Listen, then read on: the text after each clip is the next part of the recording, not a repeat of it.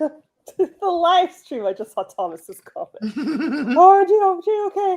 Everybody calm down. Nobody. That was great. Excuse me. Birthday Everyone. stream. Welcome to the live stream. I am your hostess, Jenna Moreci. If you're not familiar, I am a #1 Amazon bestselling and award-winning author of romantasy as well as writing craft books. You can check out my most recent writing craft book, How to Write Romantasy. It is linked below. Definitely pick it up. It's available at all major retailers. I'm just over here with a little carrot trying to get Butters to have some fun. Oh, I know. The ferocious growl. Right. But she wants Jerry. No, now she wants the carrot. I don't know what she wants. Please pre-order The Savior's Army. It's available for pre-order in hardback, paperback, and ebook. I have it linked below. It's the third book in the Savior series. If you haven't read the first 2 books, you got to check them out because they're awesome. They're also linked below. If you pre-order The Savior's Army, you get 3 presents. You get a proof of the first 6 uncorrected chapters of The Savior's Army. You get a sneaky peeky piece of artwork of a scene in The Savior's Army that may be a little bit romantic. And you get a map of the Ally realms. So definitely check it out. Again, linked below. And I'm also a YouTuber here on YouTube. Obviously, I post videos on Wednesdays. Oh my gosh, now she's just barking at Cliff like, wake up, father. Cliff is asleep next to me. But anywho, this is the live stream. Welcome. Glad you're here. Iona, go ahead and introduce yourself. Hi, I'm Iona. I'm a dark fantasy author. Jenna's family is adorable. And I have my book Ashes in ebook, paperback, and audiobook formats on Amazon. And I do crystal ball readings on my Creepy Corn Folklore website. And I also shared an illustration today about different kinds of readers on my Creepy Corn Folklore Instagram. And we both have merch. And you should definitely pre-order. Did you tell them about your book? Yes. Okay, sorry. Twas the first. But I'll say it again. It's Ashes. Go buy it. By IONA WAYLAND. Buy it and get freaked out, hopefully. And cry. I like it when you get scared and cry. This is Butters and her new toy. I like it sprinkly. Her name is Bonancy. Cliff named her, and Butters really enjoys Bonancy. Oh, she's so excited because Cliff is getting awoken. Oh yeah, Twitch. I also do writer live streams on Wednesdays. I'm almost always late to those. I'm sorry. And but that's on Twitch under Creepy Corn Folklore. Okay, now I'm done. Let me catch up on the comments. Let's see. Someone's making one pot lasagna. That sounds delicious. What's the difference between one pot lasagna and regular lasagna? I think you cook it all together at the same time instead of in little parts. I thought lasagna is cooked all together at the same time. I thought you had to cook the noodles separately and then you put it all together. Maybe you've been making one pot lasagna this whole time. Oh, you're right. You do have to cook the noodle. Okay, yeah. I only know that because my husband just cooked lasagna for the first time ever, and it was amazing somehow. And he cooked everything separately and then baked it all together. Well, you cook the noodle separately, but the rest of it is all together. I think he cooked the meat separately too. Oh, see, we make meat sauce ahead of time. Oh, that makes sense. Yeah, so, okay. What's the carrot's name? We don't have a name for the carrot yet. Right now, she prefers Bonancy. And you could name the carrot like that one. Or you could name it carrot with Karat. So it's like a dreamer, of a carrot. It's like one day I'll be carrot gold or carrot diamond. Isn't that Kara? I thought never mind. That's what you said. Okay. I was thinking its name should just be Carrot because of that one guy named Carrot. Yes. Butters is fearsome. Indeed, she is. Now she's just sniffing Cliff like, get up. Almighty Butters, bow down and sacrifice all your carrots. In 3 weeks, my first book will be complete, and soon we'll look for a publisher. I want to thank you for your amazing help in teaching me how to write a book, Jenna. I am thankful to have found you. You are very, very sweet, but Exciting. very excited for you. That's super exciting. But the first step after your book is complete is to not look for a publisher. If you're going the traditional route, it's look for an agent. Mm-hmm. So don't skip that step. You look for an agent first. If you just send it out to publishers, they won't read it. So you got to look for an agent. Buy ashes with a box of tissues, indeed. Yes. I can't remember if someone joked about this or if someone actually screenshot it. I like genuinely don't remember. But someone screenshot Ashes where it was like suggested purchases and it had your book on there and a box of tissues on there. Which I thought was funny. But I can't remember if that actually happened or if someone like photoshopped it and showed it to me. Noodles and lasagna, is that what you call the sheets? I just make sauce and then layer it in a dish with the pasta sheets. Yeah, the pasta sheets. Pasta sheets is the best translation of lasagna I've ever heard in my life. Those are lasagna noodles. Let me see if there's a name for them. I thought it was just lasagna.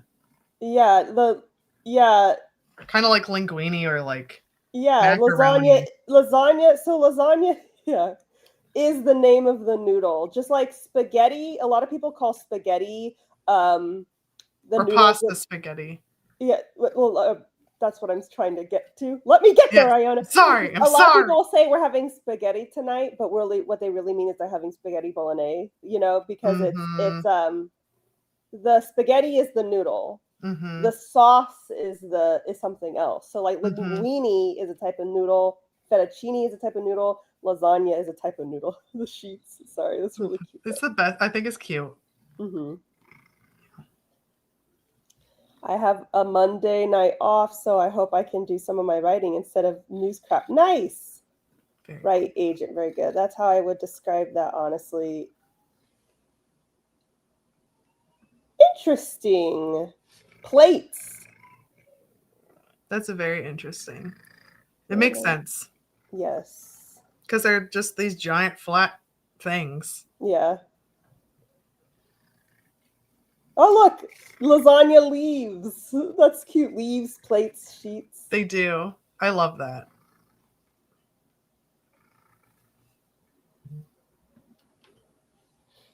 Everything is iced over here. I haven't left the house since Friday. I, too, haven't left the house since Friday, but that's not normal. I mean, that's not abnormal for me. So I love my writing group. I learned so much about lasagna when I hang with them.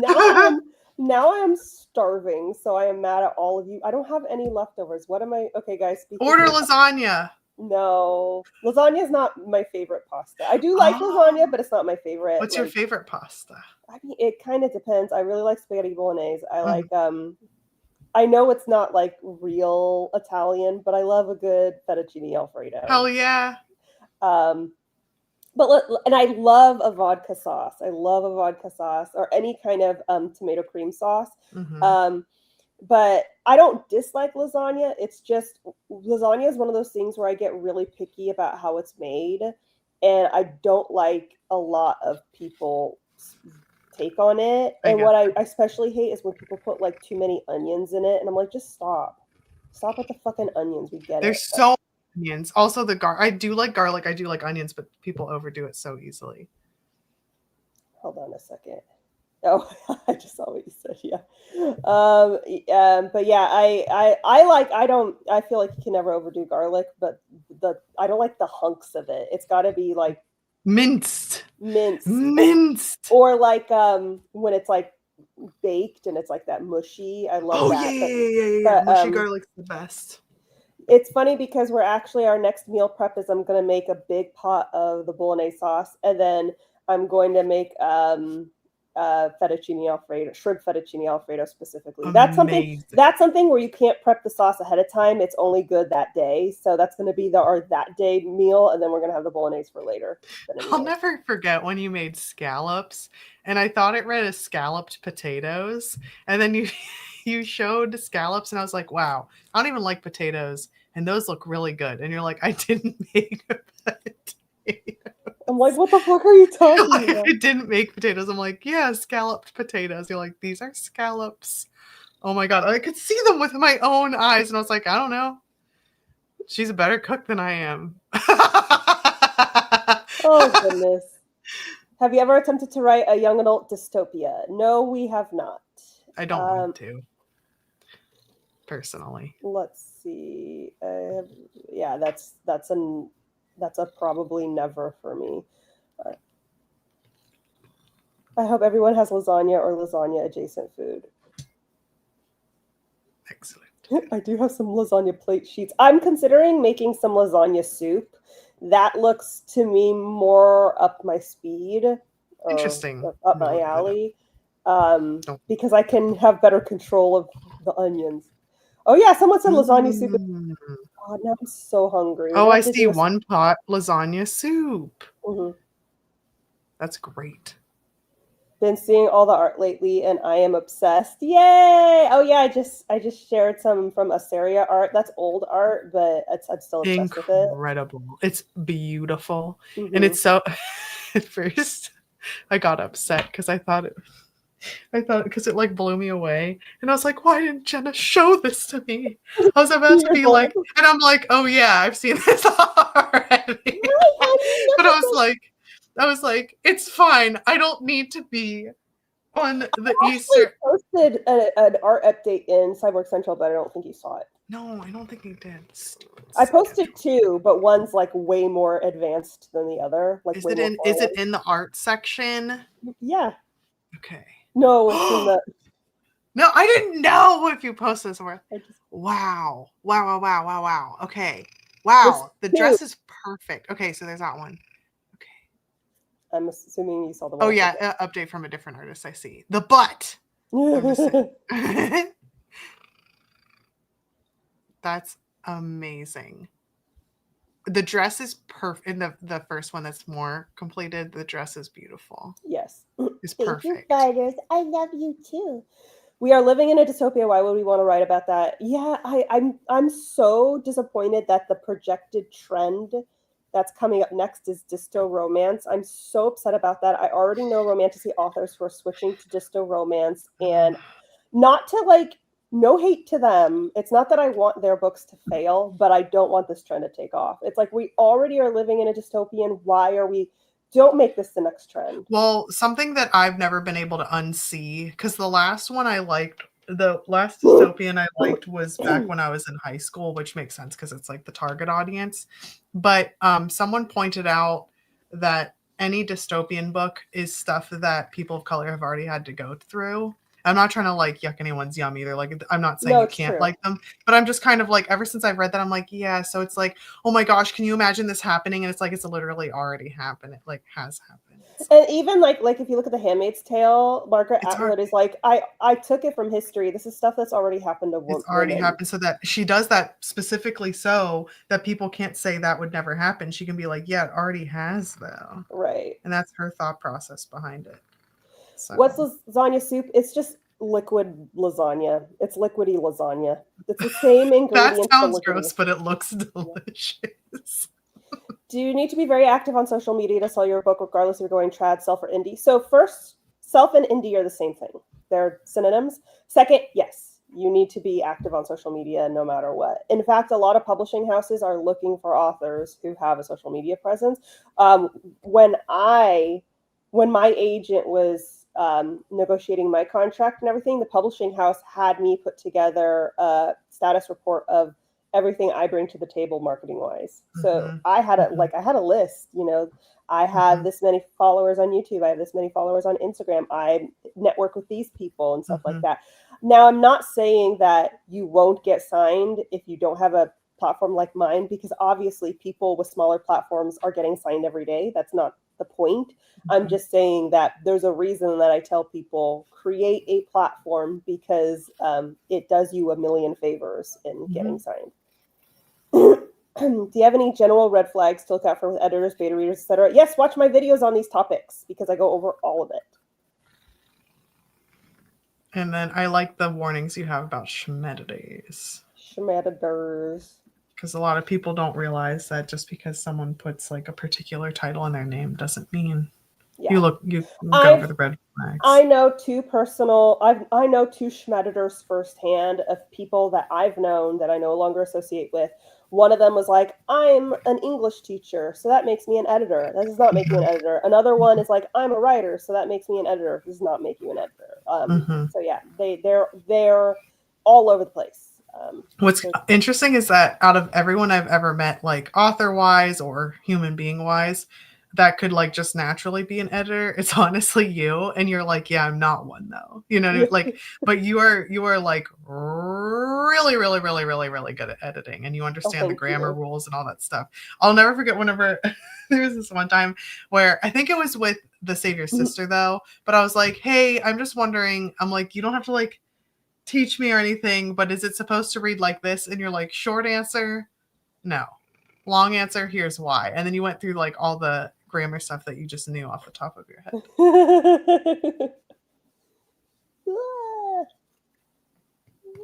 Okay. My problem also is that I usually don't know how to explain these grammar rules, and then there's always someone who is like, well, what about that one exception? I remember like, okay, that's the exception then. I remember the video. I made a video about comma rules, and I broke it down like super simple. It was like the first step in comma rules, and then that one person came in and was like, well, actually, Jenna, what about this? But what about this? And you just got right. Because the other thing too is in the beginning you were like, there are exceptions. Yeah. These are just the blanket rules. This is an introductory thing. And then you were like, fuck it. I just deleted it because I was like, if this is a fan who's doing it, just think about the haters. I don't want to deal with it, so I just immediately delete it. And then they got so upset because they were like, well, they felt attacked that I deleted my video, and I was just like, okay.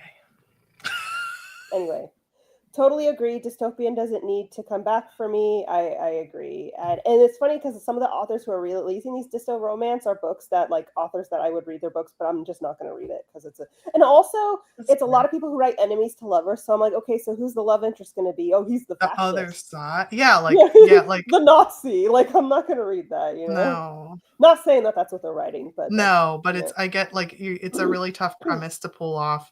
And then there's a lot of things to balance, and then I don't know. I actually had a dystopian new adult dysto romance outlined, but this was over 10 years ago. This was in 2014 actually. I outlined a new adult dysto romance, and I still think I still like the premise and everything, but I will never write it because now it's just like it's past its moment. It's just like, I don't need this kind of negativity in my life. No. You know? Yeah.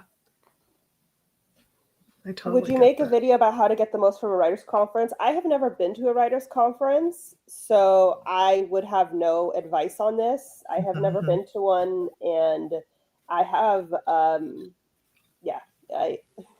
I'm not a person to be giving advice about this because I have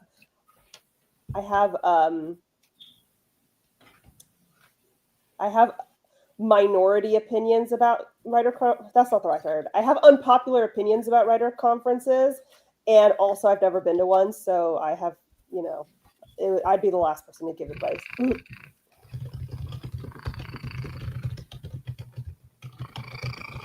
Okay, I think I'm all caught up.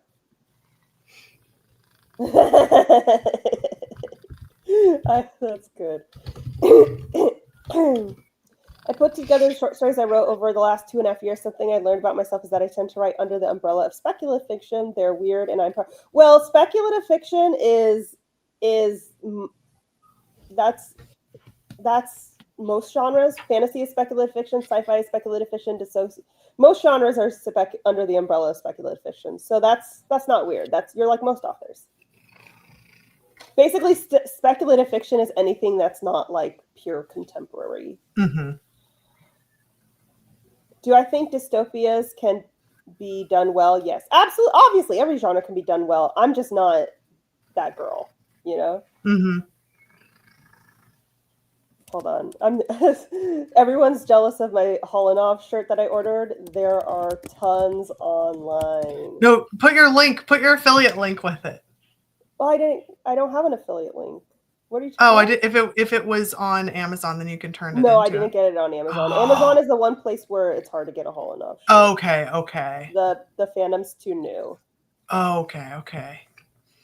Unless you get a custom one, and I don't trust the custom sites because you can't really tell what kind of shirt you're getting. Yeah.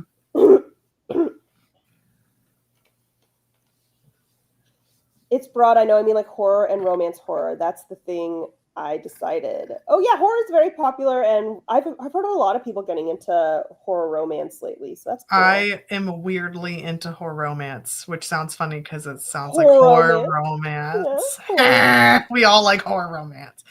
No, but it's interesting though because if you write it, it's another like the ones I like. I've noticed how they do it is they do the us against the world type of thing where it's like you and me, we're going to get through this crazy thing together. That makes me feel good and hopeful. But if it starts getting into dark romance territory, I do not like it. Right. So it's like for me, even though I say I like it, it's like 50-50 actually, because it depends on what take they have with it. But if it's the us against the world thing, it reminds me a lot of romantasy, even though it's not, like even though it's not romantasy, but like that like we're gonna get through this and we're gonna survive this together kind of thing. I got another art update. Everyone go to Cyborg Central. No, this personally, when I envisioned this in my head, this is not where I saw their hands. However, I think it looks cute. What do you guys think? Did you put it in? It's in art. Oh, that's really, really, really cute. That's really cute. Oh, and he's touching her face. The thing is Lefty and I both pointed out that he wasn't touching her face in that scene, but I might just let it slide since it's the other hand. I don't know. I really like it. And also, if you were to tell her to put in different, it would be, I would think, an easy fix.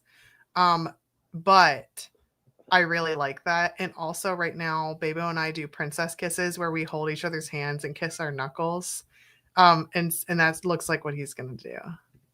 It's very, very cute. Well, this is him. Okay, this is him right before he enters the arena. Oh, I see. So they're at a kissing phase. Okay. Oh no, Lefty says, I admit I was thinking him holding her hand on his chest. No, he wasn't doing that. That didn't happen in the scene. I imagine them holding hands lower, but yeah, I don't have a problem where the hand is.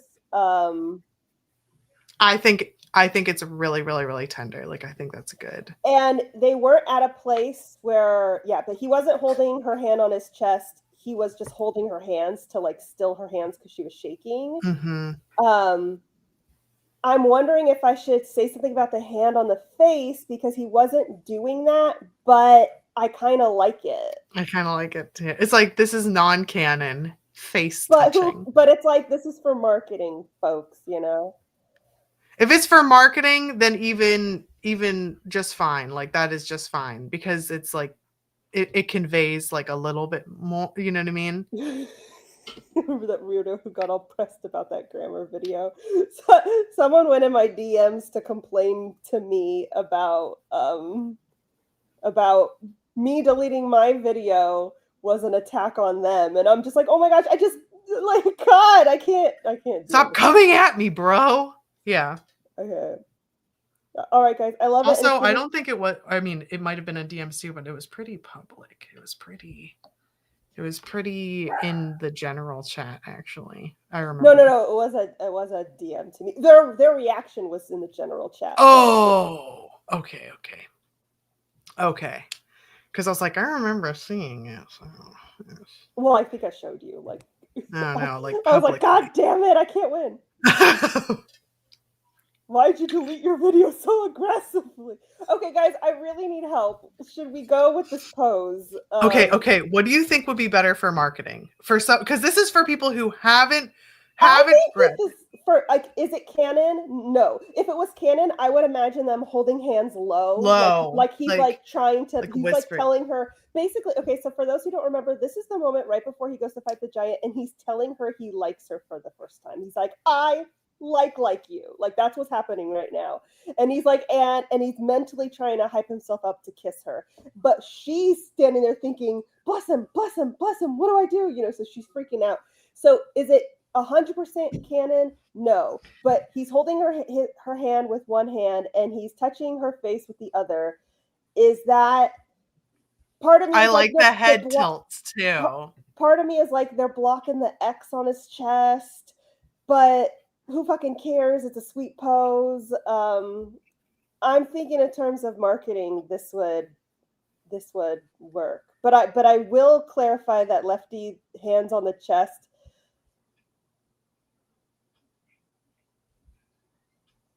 is not accurate. I love the handhold. I'm not sure about the hand on her face. It looks a little strange, but that might be just because it's a sketch. I think it's because it's the sketch, because it makes sense because her head's tilting into it. But also, right. I'm not an artist, so I thought I could see the vision personally. Yes, I can't do it where it's just like I really like it. It's like a happy surprise.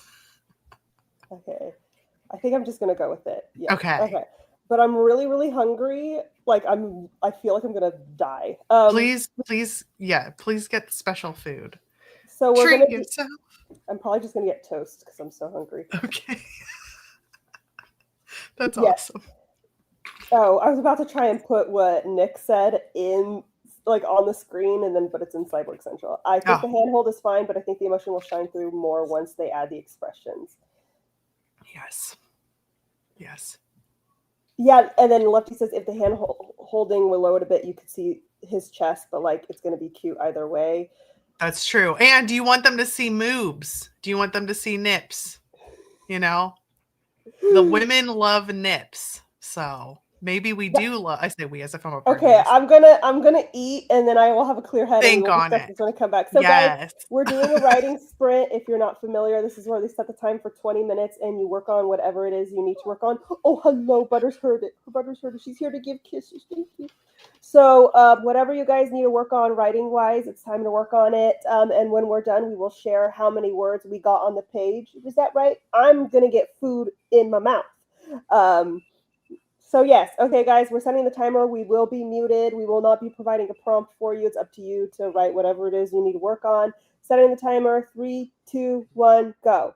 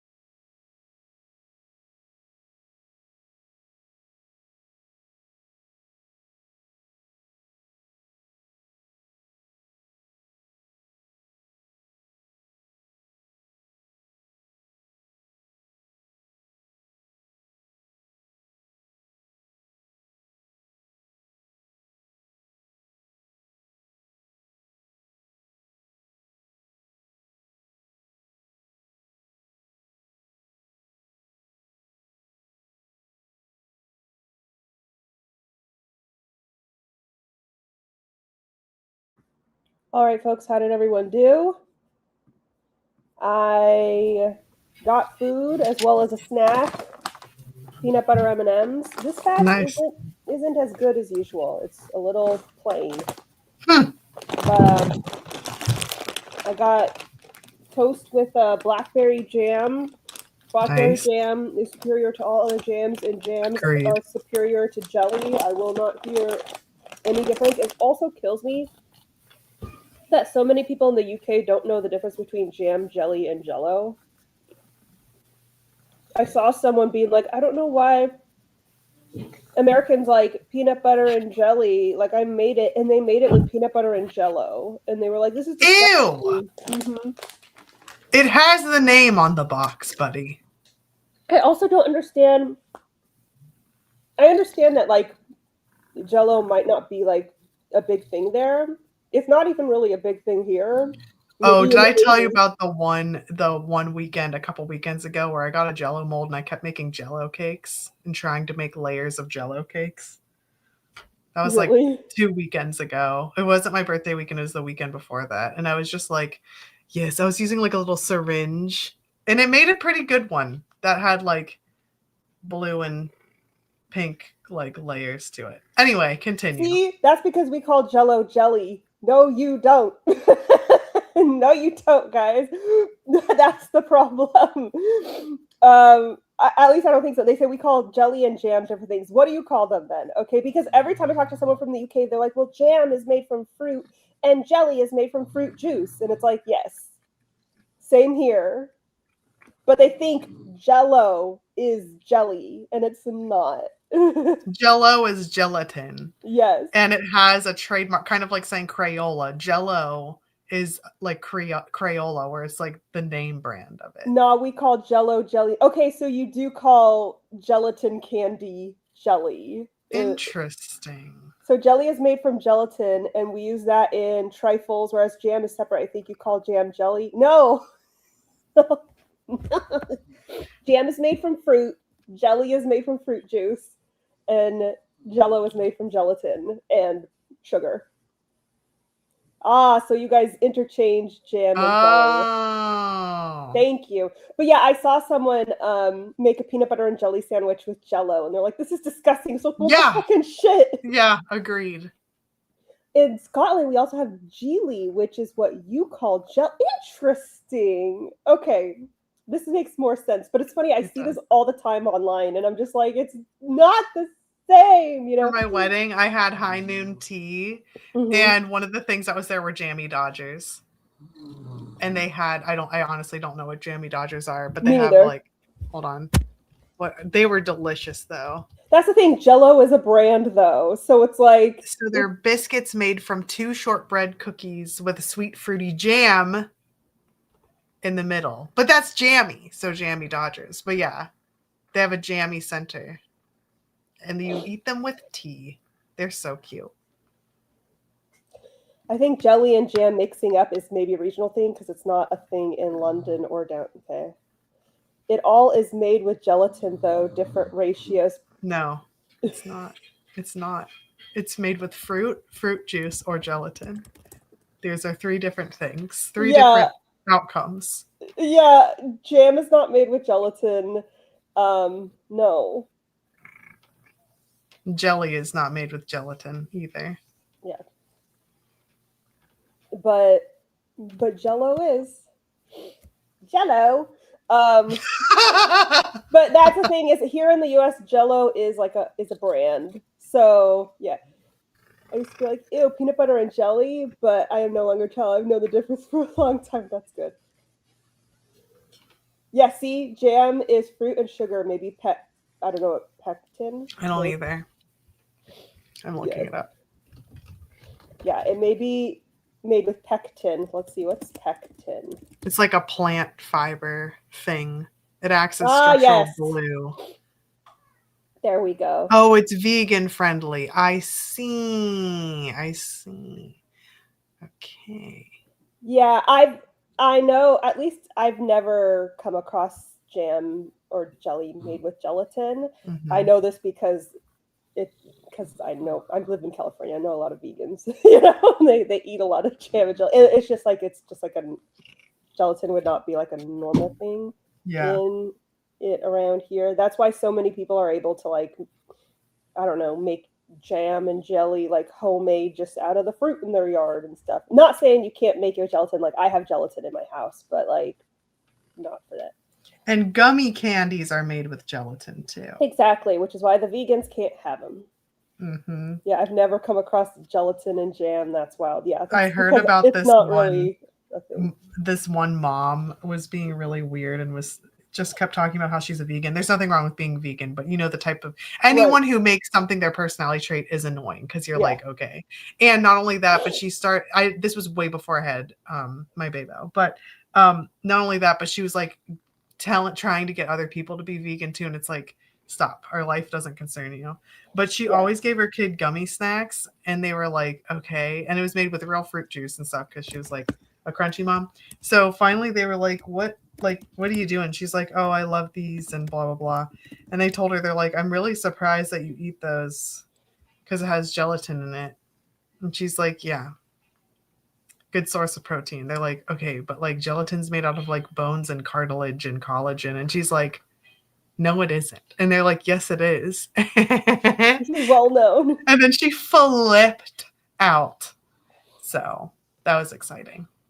This is well known. Gelatin is one of the top sources of protein, right up there with like bone broth. Yeah. And the reason it's one of the top sources of protein is because it is made of bones. Bones are a great source of protein. They're awesome. So like bone and bone marrow, it's like this is why gelatin is such a great source of protein. And this is, you know, if you're vegan, you can't have it, you know. Yeah, there are two types of vegans ones that actually care about animals and ones that only care about being morally superior. I don't think it's the purity thing. Yeah, anytime that any culture or any kind of belief system or whatever that has like the purity undercurrent to it is great. Like the online one room schoolhouse that Alora Dodd, she just did a series about like how have you been like harmed by like, obviously we're very like left people, but like leftist puritists or whatever, and how it's like harmful because it's like someone trying to do the right thing, but they're taking like puritanical culture and like shoving it in there, and it's like it makes it ridiculous. And so the same thing is with the veganism thing where they were like, you can't have that, and it's like, what happened to you? Right. Yeah, there is unfortunately a lot of that in leftist culture where it's like it's like we are hurting each other. Like you can't, and every group has that, but it's extra for me. It's extra disappointing because I was like, this is supposed to be a safe space. Right. Like it's frustrating when they don't like allow you to make a mistake. Yes, that too. And then or like also they're hungry for punishment. Or also just wanting to there was a really good example and it just flew out of my brain. I hate when that happens. Like painting a brush over everyone. And this is something that I actually talked about with Iona recently. And this might upset some people, and I apologize in advance, but the talk about romanticizing MLM, like straight women romanticizing MLM, or fetishizing MLM. Fetishizing, yeah. And the talk of how, and that's absolutely a thing that happens. And we're talking about male romances. Yes, not. I was like, of course you shouldn't romanticize MLMs. You'll lose money. Yeah. Like, but so the fetishizing of men loving men, and obviously that is a problem. But it got to a witch hunt place where everyone was any woman, no, whether we knew her sexuality or not, or any female presenting person who wrote or consumed men loving men books. Oh, you're fetishizing gay men. And it's like, first of all, you are forcing women to out their queerness when they're not comfortable with it. And second of all, even if a woman is straight, it doesn't necessarily mean she's fetishizing men loving men. Maybe she just had a really good story idea. And then third of all, for women consuming it, it's like, I consume romances of all kinds. So it's like, if I'm interested in a straight romance and I like the premise, I'm going to read it. If I'm interested in a gay a romance where they're gay, I'm going to read it. If they're a lesbian, I'm going to read it. You know, it's like Mm-hmm. so it was like, and this is, no one's ever accused me. So this is not me coming from a defensive place, but it was just an example of people taking a problem to the extreme where now they're hurting The people pendulum swung. Yeah. yeah, And now it's they're coming hurting back. allies. Yeah. Like it's coming back a little because remember like I remember talking about this with like with you, but then also another author friend where I was like, hey, like 20 years ago you would have been like, wow, that's incredible, like you have different like a perspective, you're adding more to this perspective, because it was seen as more of like a, oh, you're telling the story for these people who can't speak for themselves, because at the time they could, but it wasn't as platformed. Right. But then it swung into like fetishization territory, and now it's like coming back around to being like, actually there's like allies and like really good storytellers, and like there can be really good that comes to, so it's just gonna set like it's, and that's why I was like, every time I think about it, I was like, at the current moment it would not be good timing for XYZ, but in the future the pendulum will swing again. Right. I also feel like this about, I have no examples, I just feel this way off the top of my head, but I feel like that happens with like people who are interested in cultures or certain cultures, or they're curious about them. And anytime someone's like, oh, I want to go to this, or I want to experience that in like a respectful, curious way, not in like a, oh my gosh, it starts with an A. Shoot. What's it called when you overdo it? Appropriative, not an appropriate, like an appreciative, not appropriative way. My dumbass was like, cultural appropriation starts with a C. Okay, continue. Right, you are. But yeah, so it's like, if people are appreciative and they're curious and they like research, like I know so many people whose like maybe special interest is a particular culture, or like learning a language or something like related to the culture, but they're not doing it in the like creepy, annoying. Right. They're not doing it in the weeb way. I was just about to say that. Because I wasn't even thinking about Japanese culture, but yes, but like so many things like that, like, or really feeling passionate about a particular country that they like visiting and they like the area or whatever. It's one of those things where I'm like, we're human beings and we're connecting with other human beings, and it's so beautiful. But like, if people reduce it into anyone who's interested in anything other than their own culture, I'm like, okay, but now you're swinging back into like puritanical again. Like you're being kind of gross of like, oh, you can only think about and talk to your own culture. What does that sound like? Right. So I just get like, we don't need to be extreme on either end kind of thing. And we will eventually find, we as a society, a world, will find a nice happy medium eventually. The only time that I can remember that this has happened to me is when in my very first debut novel, I compared skin color to food. And later on, people pointed out that that was inappropriate. And I was like, oh, shit, my bad. And then from that point on, when I would give advice about writing people of color, I would say, don't compare skin to food. And people would comment, oh, yeah, well, what about this line in that book that you published 5 years ago? And I'm like, yeah, that's why I'm giving the that's why I'm giving the advice. Don't do that. Yeah. I'm giving the advice because I learned from the thing I did 5 years ago. Like, yes. Are you serious here? Yes. Like yes. I'm not giving the advice because I'm a perfect person who has never made a mistake. I'm giving the advice because I made the mistake and I'm trying to help other people not make the mistake that I made. You know, it's just, people are gross, but whatever. Well, it's like that persecutorial fantasy. Mm-hmm. It gets weird. Whereas also, I am obviously not saying to do this, or like trying to say like, however anyone feels about it is their own like thing. But how long ago was that published? That was in 2014. Okay, in 2014, it was still generally regarded as not okay, but like okay. It was just just starting. The which is good. We want that to change. That's fine. But it was literally just starting to be like, hey, actually, don't do that. Mm-hmm. You know.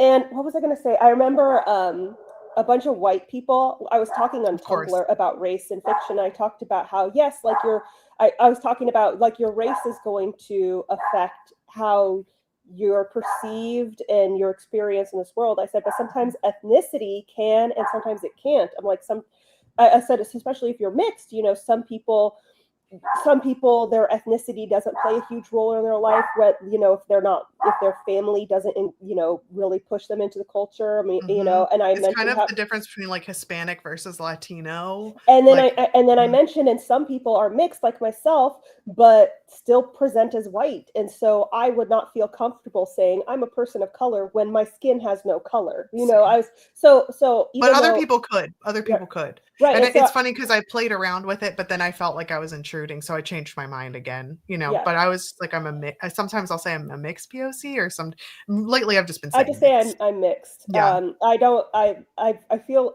uncomfortable saying a person of color when my skin has no color, and I'm very clearly, most people look at me as having white. I'm not dumb. I can see what I look like. And so I said a lot of people who are mixed call themselves white because that's how the world perceives them. And a bunch of white people commented like, "This is offensive. You're telling mixed people that they should be seen as white." I'm like, no.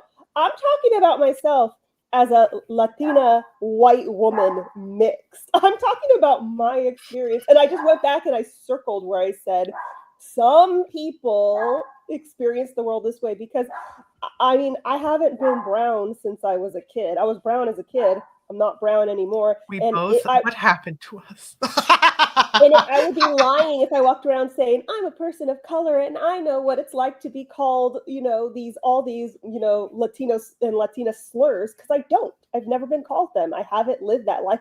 People come to me to talk racist shit about, Latin American people because they don't think I am one. And then I stand there and I go, well, by the way, I'm Puerto Rican and Cuban. And they're like, oh, like, so it's like, I'd be lying. And that's what I was talking about. It's about how being a mixed person, there are different, some people are mixed and they look 100% black or they look 100% Latina. I don't, well, I'm not black, but you know what I mean? Like white and Latina, I'm mixed, Yeah. but most people look at me and just think I'm Italian, when I was younger, it was obvious, not so much anymore. And so I'm like, speaking of my own experience, and I've got white people going, that's offensive. And it's funny because people of color were in my DMs going, I don't know why these people are all complaining. Nothing you said was wrong. And I was like, I know. Well, I even changed my mind of like, so it's interesting because also you live in a very diverse area. So it would be like kind of intruding to like say potentially, not telling you what to say though, of like saying like, oh, I'm a POC. But in my area, I kind of had to be like, yeah, like they'd be like, you had to represent. Yes, no one else. represent / they're like, why do you look like that? And I'm like, no, I'm mixed. And they're like, oh, okay. Yeah. Like, meanwhile, where I live, like the elementary school I lived in, there was 2 first grade classes, and there was always a 3rd and 4th ESL first grade class, 2 second grade classes, and then 2 ESL second grade. Like that's how common it was to be, because where I grew up, the majority of people there were either Indian or they were Latino. Mm-hmm.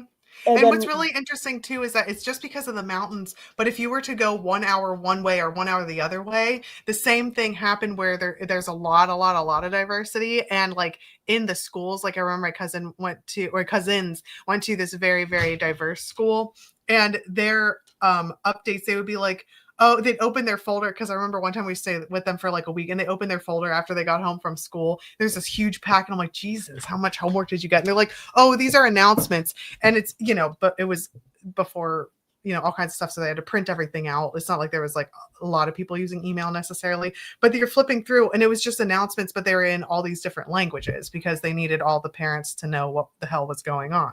And I was like, oh, well, there you go. Meanwhile, they're like, so like, what's going on? And so I do think that it's like interesting, because in my small area, I want to be like, yeah, this is me. I'm mixed and I'm a POC. But online, when I started getting like a little bit more of an audience, I realized online I was being a little intrudy. No one told me that, but I just felt that way. Yeah. I felt like I was being a little intrudy, so I'm just like, well, that's like when I'm like applying for things where it's like, and they ask like, do you represent, queer authors, POC authors and stuff like that? I always I'll mark yes for queer, I'll mark yes for neurodivergent, but I don't mark for person of color because I get that. I am mixed, but I've lived the white life, and I don't want to take the spot of someone who actually has, experience and something to say in that regard. It doesn't feel fair. But if I'm filling out medical forms, I will mark that yes, I am Puerto Rican, because that's relevant to my health. So yeah, it depends on the space you're in. But yeah, like I'm not blind. I know that, like, even though I am mixed, most people would regard me as white. My race is white because that's how the world sees me. Race a lot of times is how the world sees you and experiences you, whereas ethnicity is your actual DNA. Yeah. Let's see. No, other way. Race is DNA and ethnicity is cultural and not DNA. Race is not DNA. Race is the color of your skin, black, white. Yeah, but race is you can find your race like through your DNA, but you can never find your ethnicity through, like Latina will never show up on a DNA test. What I meant by I didn't mean literal DNA. I meant like where you actually come from. Race is 100% a sociological construct. Yes. It's not real. It's not DNA. Because there is no DNA in my veins that says I'm white or I'm black. No one is actually white or black. Oh, I see. Yes. Sorry. Yes. Like if anything, I'm beige, The concept of race was created to... Yeah, because we're all 99.99999% the same. Yeah. The only thing that's different are phenotype. Yeah, like the vision. Yeah. The concept of race was created to subjugate people. Yeah. It's a man-made thing. It doesn't actually exist. That's what I meant. So race isn't a real thing. Gotcha. Race is just a man-made concept that lets you know. I understand. Yes. Sorry. Yes. I'm white because that's how the world treats me. Yes. Whereas when I talk about ethnicity, that's like culturally where, Yes. my ancestors and all that stuff. Yes. Okay. All right. We're on the same page. Let's see. Yes. Sorry. You were more smart. More smart, aka smarter about what you were talking about. You were more in depth. But Jenna, you can't be correct about something unless you've always been correct about it. You can't change your mind and grow. That's the thing too, is like the people with these persecutorial fantasies, it's just a power trip. It's not actually to like help anybody. Right.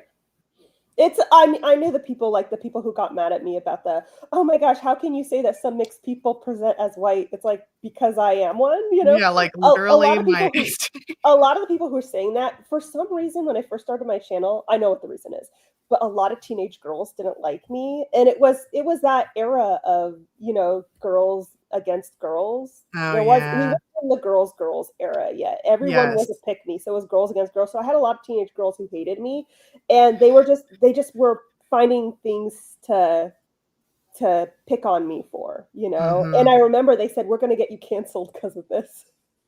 Like, Jenna, your ship is a weird goal. We're going to get you canceled because of this. I was like, all right. And I guess you need to do that for everyone else who did that at the same exact time. Like, my God.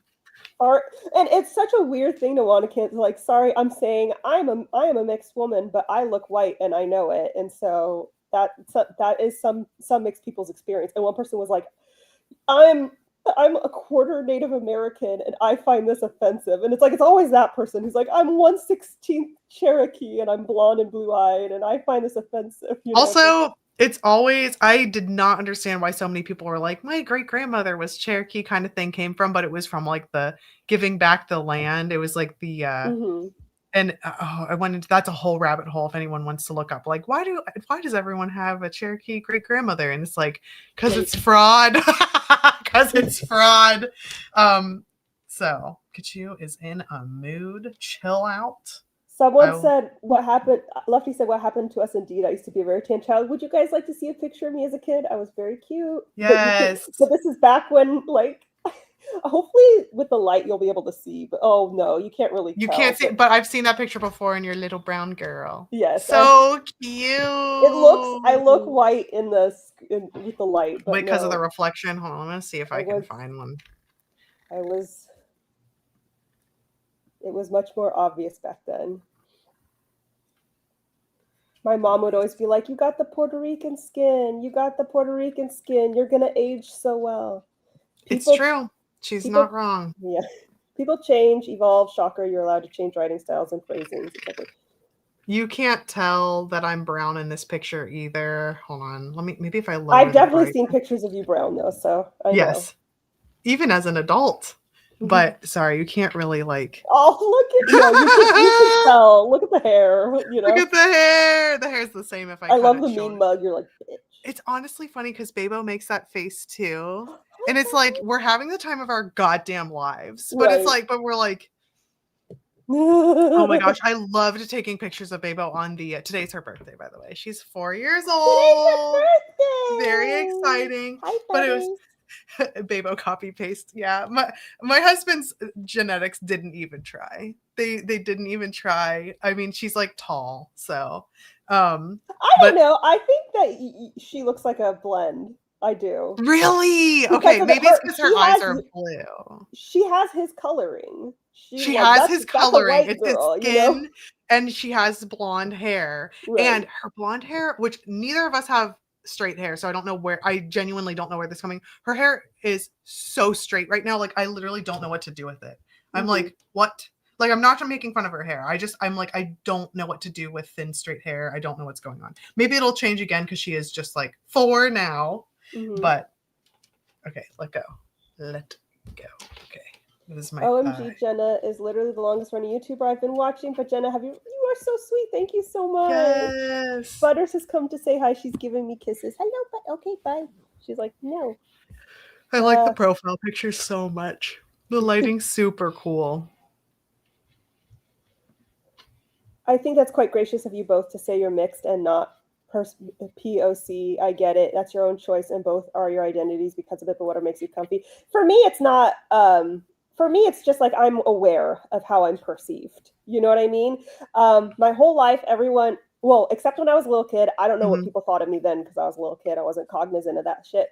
But I would say by the time I was cognizant of that shit, like once I was in high school and up, everyone either thought I was some sort of Middle Eastern because Middle Eastern is very common around here.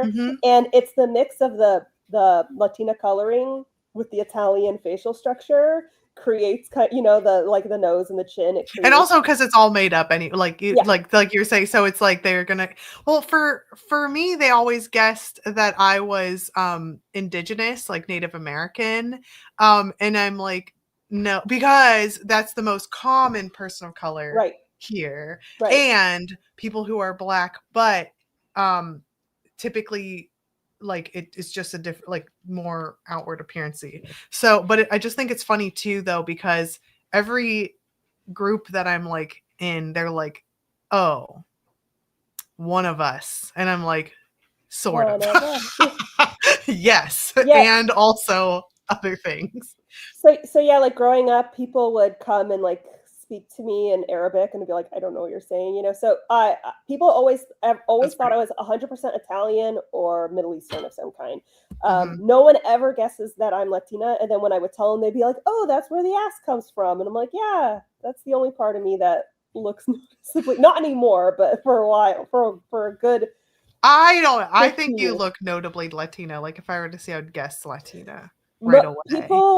People say it after I tell them. They're like, oh, I can see it now, you know. So it's one of those things. But anyway, that being said, I've never grown up dealing with any persecution for that. So for me, I feel like I would be a fraud saying I'm a person of color, also because I taking it literally. Where's the color that which like race is more, I mean, race is more than just how you look, but also I get it too because I'm literally doing the same thing. So well, the thing is, it's kind of not though, because race is a man-made construct. It's made up. It doesn't actually exist. So your race is how essentially you're perceived, which is why like a lot of Italian people are called white because they're like in the US. They're a spicy white. But what I was saying is in the US, Italians and Greeks are considered white because they're European. So they would be treated like a white person in the US. But if you go to Europe, they don't always consider, especially Sicilians, they don't always consider Italians, you know, they kind of like in some places are like, oh, they're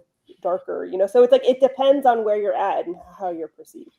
But yeah, the concept of race is so messy rather than as ethnicity. Exactly. Yes, exactly. Race is societal and ethnicity is location and culture. Yes. I see I came to very serious conversation. It doesn't have to be serious. But people are stupid.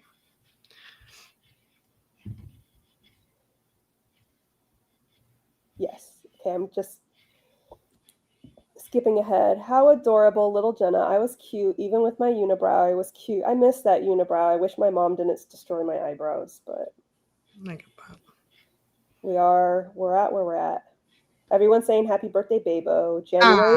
January babies are the best. January is the worst month to have a birthday, but we are the best people. We are the best. But yes, it's like right after Christmas, and New Year's, so no one gives a shit. And it's the month of hibernation and seasonal depression. And so, yeah, I'm just used to, like, I always get depressed around my birthday. So I thought I would probably end up crying during the stream because I have been so depressed lately. But I always get depressed around my birthday because I am prepared. I'm like mentally prepared for just like the worst day. I cannot tell you how many bad birthdays I've had. I think I'm trying to think of a good one. Maybe when I was a child. I'm sure I had good birthdays as a kid, but I cannot think of a good birthday recently. So I'm trying to be like it's gonna be fine. It's gonna be fine. But yesterday I just started crying. So like my birthday's gonna be awful, and I just need a good day. So womp womp. People have asked me if I'm Hawaiian, if I missed Hawaii, Samoa, Philippines, pick a country from Central and South America, or what tribe I'm from, LOL, I'm Palestinian. Yeah, people, you know. They're just going to make the guesses. I remember doing like a training. It was about being a CASA, which stands for a court-appointed special advocate. It's for like complex like cases for kids, basically. But one of the trainings was to try and guess like, and I'll tell you the whole point. The premise was that you were shown a bunch of pictures of people and you're supposed to guess what race they are. And the whole point of it was to show that you cannot, like you can't do it. You only have your perceptions, like I was saying. And so it's just funny because I remember like we would do these trainings and then we would all like come back together and like have these discussions and stuff because they needed to make sure, even though it was a volunteer position, it was very serious because you like enter in reports to the court and all that stuff. And so it's just funny because these women, they were like, I got 2 right. And it's like, okay, but like also that's not the point. Like that's not a brag. Right. And it's like, and it's out of like 20. So they're like, oh my God, I did so well in this. I got 2 right. And it's like, girl, you're missing the point. Right. I didn't realize Mediterranean isn't considered white everywhere. Interesting. Yeah, Jay said it. Yeah, for me, a whitest European, Italians, Greeks are just Mediterranean. I don't know if I'd call them white. Yeah, a lot of people I know from Europe, they don't call them white because, I mean, just keeping it literal, they're not. Their skin is usually beige or brown, you know? And also, if we're looking at, if we want to be specific and be scientific, even though race is not scientific and it is societal, most people who are Mediterranean it's basically a mix of European and African, you know, descent. That's why Sicilians, there's a lot of really bad slurs about Sicilians because they're right above Africa. So Sicilians tend to be the darkest of the Italians. I am Sicilian, so I heard it all. But yeah, so there's some of that. There's some biases like in that regard. To me, I always call Mediterranean just because I'm very literal and it's really hard for me to say this person's white when it's like there's more culture to this, like like everyone like white, there's many different options, but I think ever since I heard she was like a macro social something I don't know, it's part of her degree, I don't remember, but she was talking about how there were like political reasons before when considering people other races or whatever, and then whenever they got turned into being considered white, that's whenever people were like she calls them spicy whites, and now it's kind of like taken off. But so it's like Greek folks, Italian folks, Jewish folks, and Irish folks are all people that are just some examples of people who were not considered white whenever it came to like enslaving people and like making them work. And then whenever it was politically helpful for them to be considered white, they become white. They're like, yeah, you're white now. And so those are the spicy whites. And even when my dad was a kid, Italian was sort of like, oh, you're a dago, you're like looked down upon.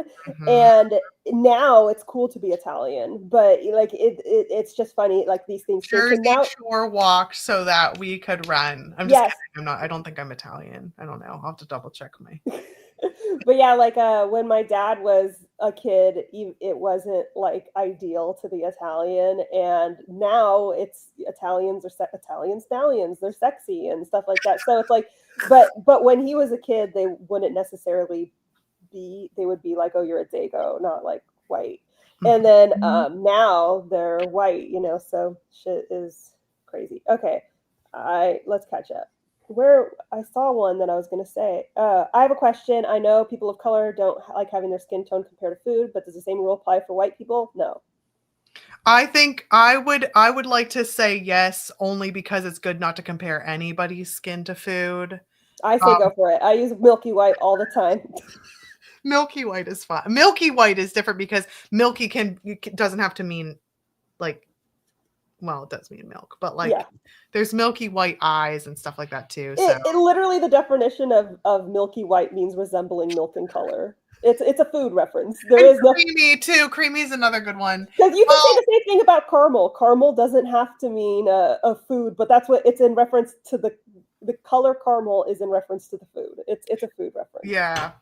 I say when it comes to the oppressor, it's where it's like there's actually not harmful history behind saying milky white, but there is harmful history to caramel brown and chocolate brown. There is harmful history to that.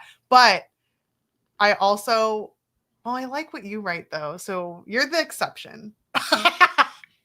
But I no one's ever told me to stop. No, don't stop. Never. And and I just feel like it's like when it comes to the oppressor, it's like it doesn't. And also, if someone gets mad, it's like, well, I'm white and I don't have a problem with milky white, so fuck you. Yeah. No, I think that's fine, but I don't know. I just basically I trust you and I don't trust other people. That makes sense. It's showing my preference where I'm like, Jenna can do that's fine, and a lot of authors can do it, but then I don't know Breaking the Chains 38, and so I'm kind of like, no. I'm sorry. I'm doing kid gloves. No, do whatever. That's fine. It's actually fine. Here, how about this? It's probably fine, but we've got split opinions here. Maybe ask someone else, but I am a white woman and I say it's okay. I've never seen a white person get offended by that. No. And if they do, that's not harmful history. There is not harmful history associated with it. Whereas with the food thing, that's rooted in like slavery. So that's what and also, what was I going to say? If white people do get offended, it's like when men get offended, like, well, if you turn that around on a male, it's the same thing. Actually, that's misandry. That shit. Yeah. So that's what it sounds like. And then you could just tell them to shut up. Hi, Bubbles, look at you. Butters is like, I'm caramel brown, but you're a doggy, so it's okay. I love that. She does. I remember when we took her to the vet and she's like, she's a little caramel drop. And I'm like, I know. She is a caramel drop. I know. I always get depressed around my birthday, but it's more of another year older and nothing in my life has changed. That's sad. That's existential. Yeah. When you feel that way, that means you just got to go and do something. Like, I remember I got that way, but this was when I was younger. And so I just tweaked my wardrobe.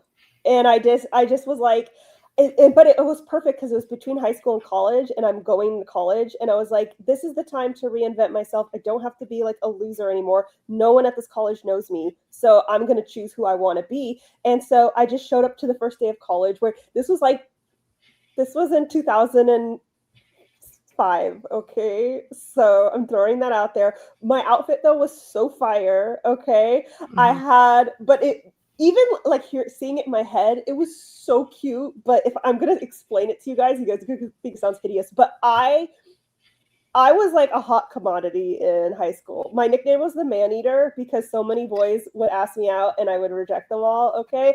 I had the tism You ring. wish I'd eat you. Right. So, well, it was man eater because it was us chew them up and spit them out. That's what did you think a man eater was?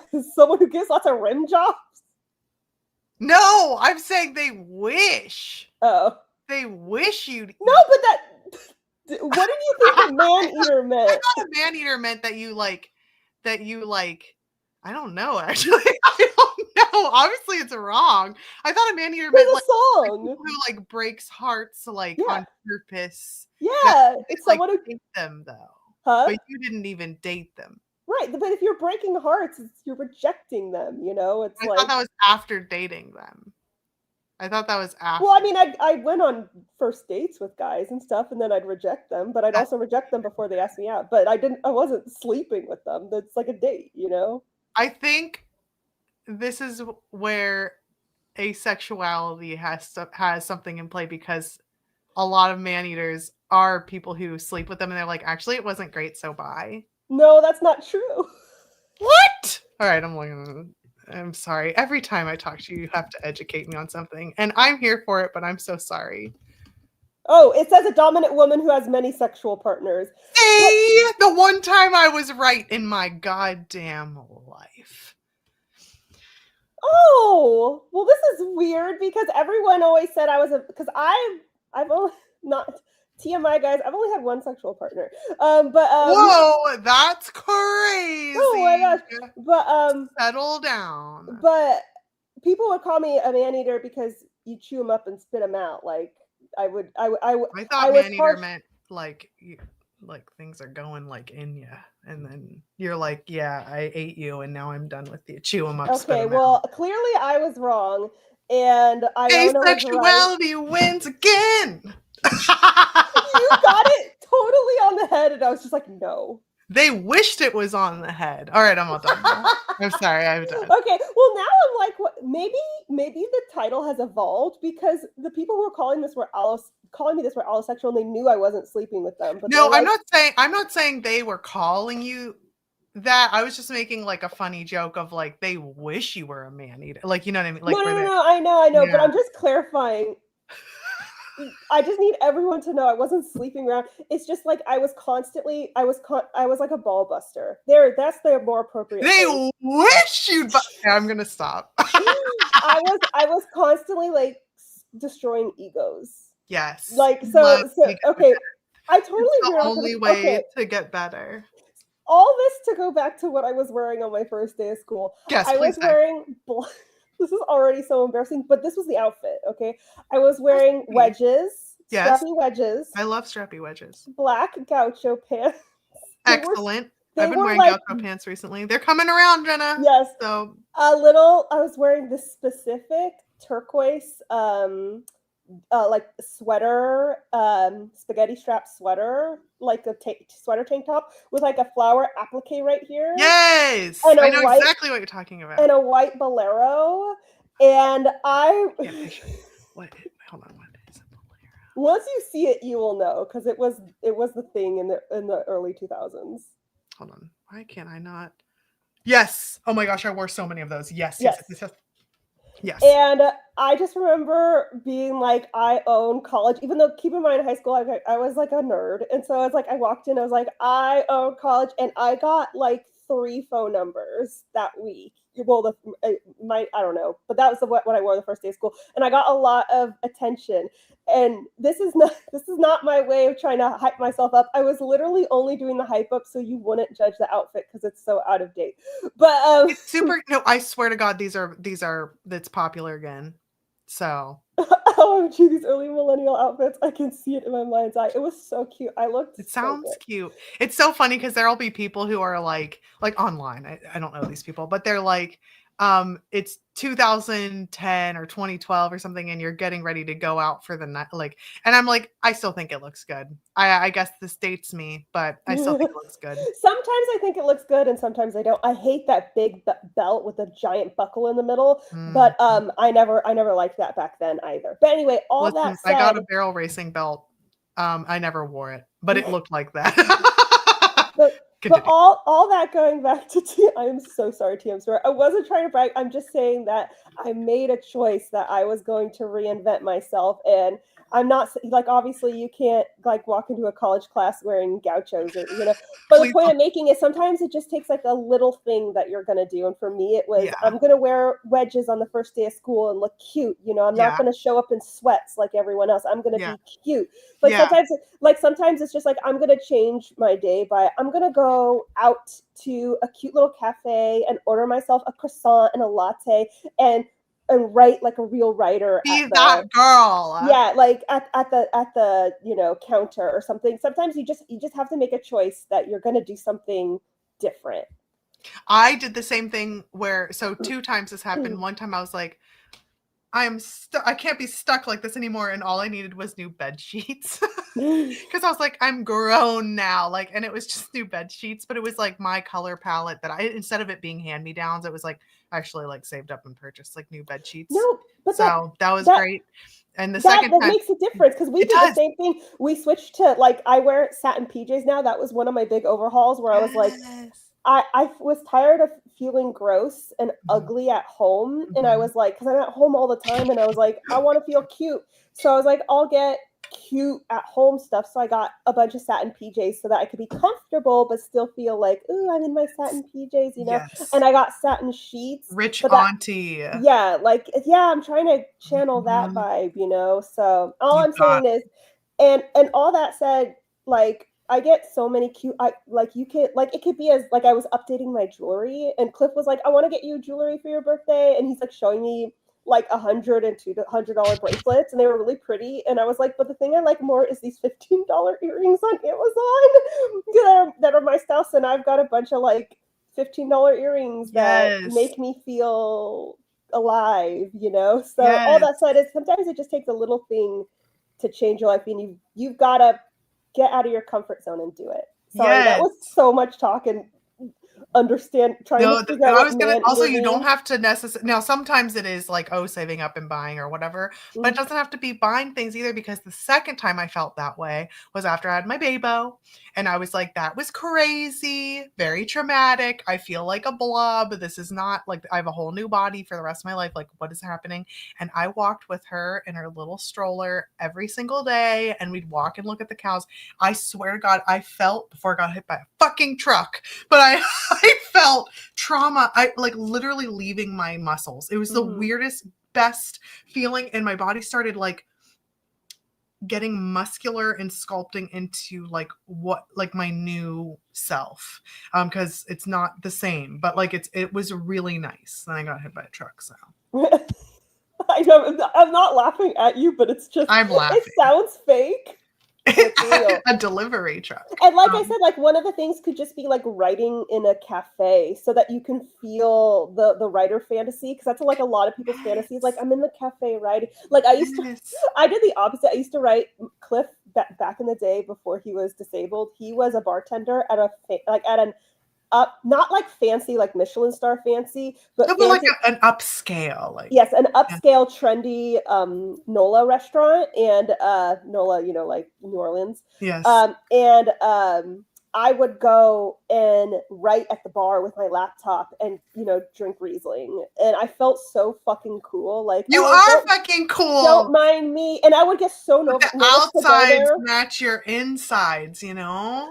I would get so nervous because, like, I'm introverted. Even though my guy is the bartender, I would be like, I remember I'd walk back and forth a few times before going in, like, oh my gosh, what if they don't want to seat me? Like, I was just, because it's like a cool place.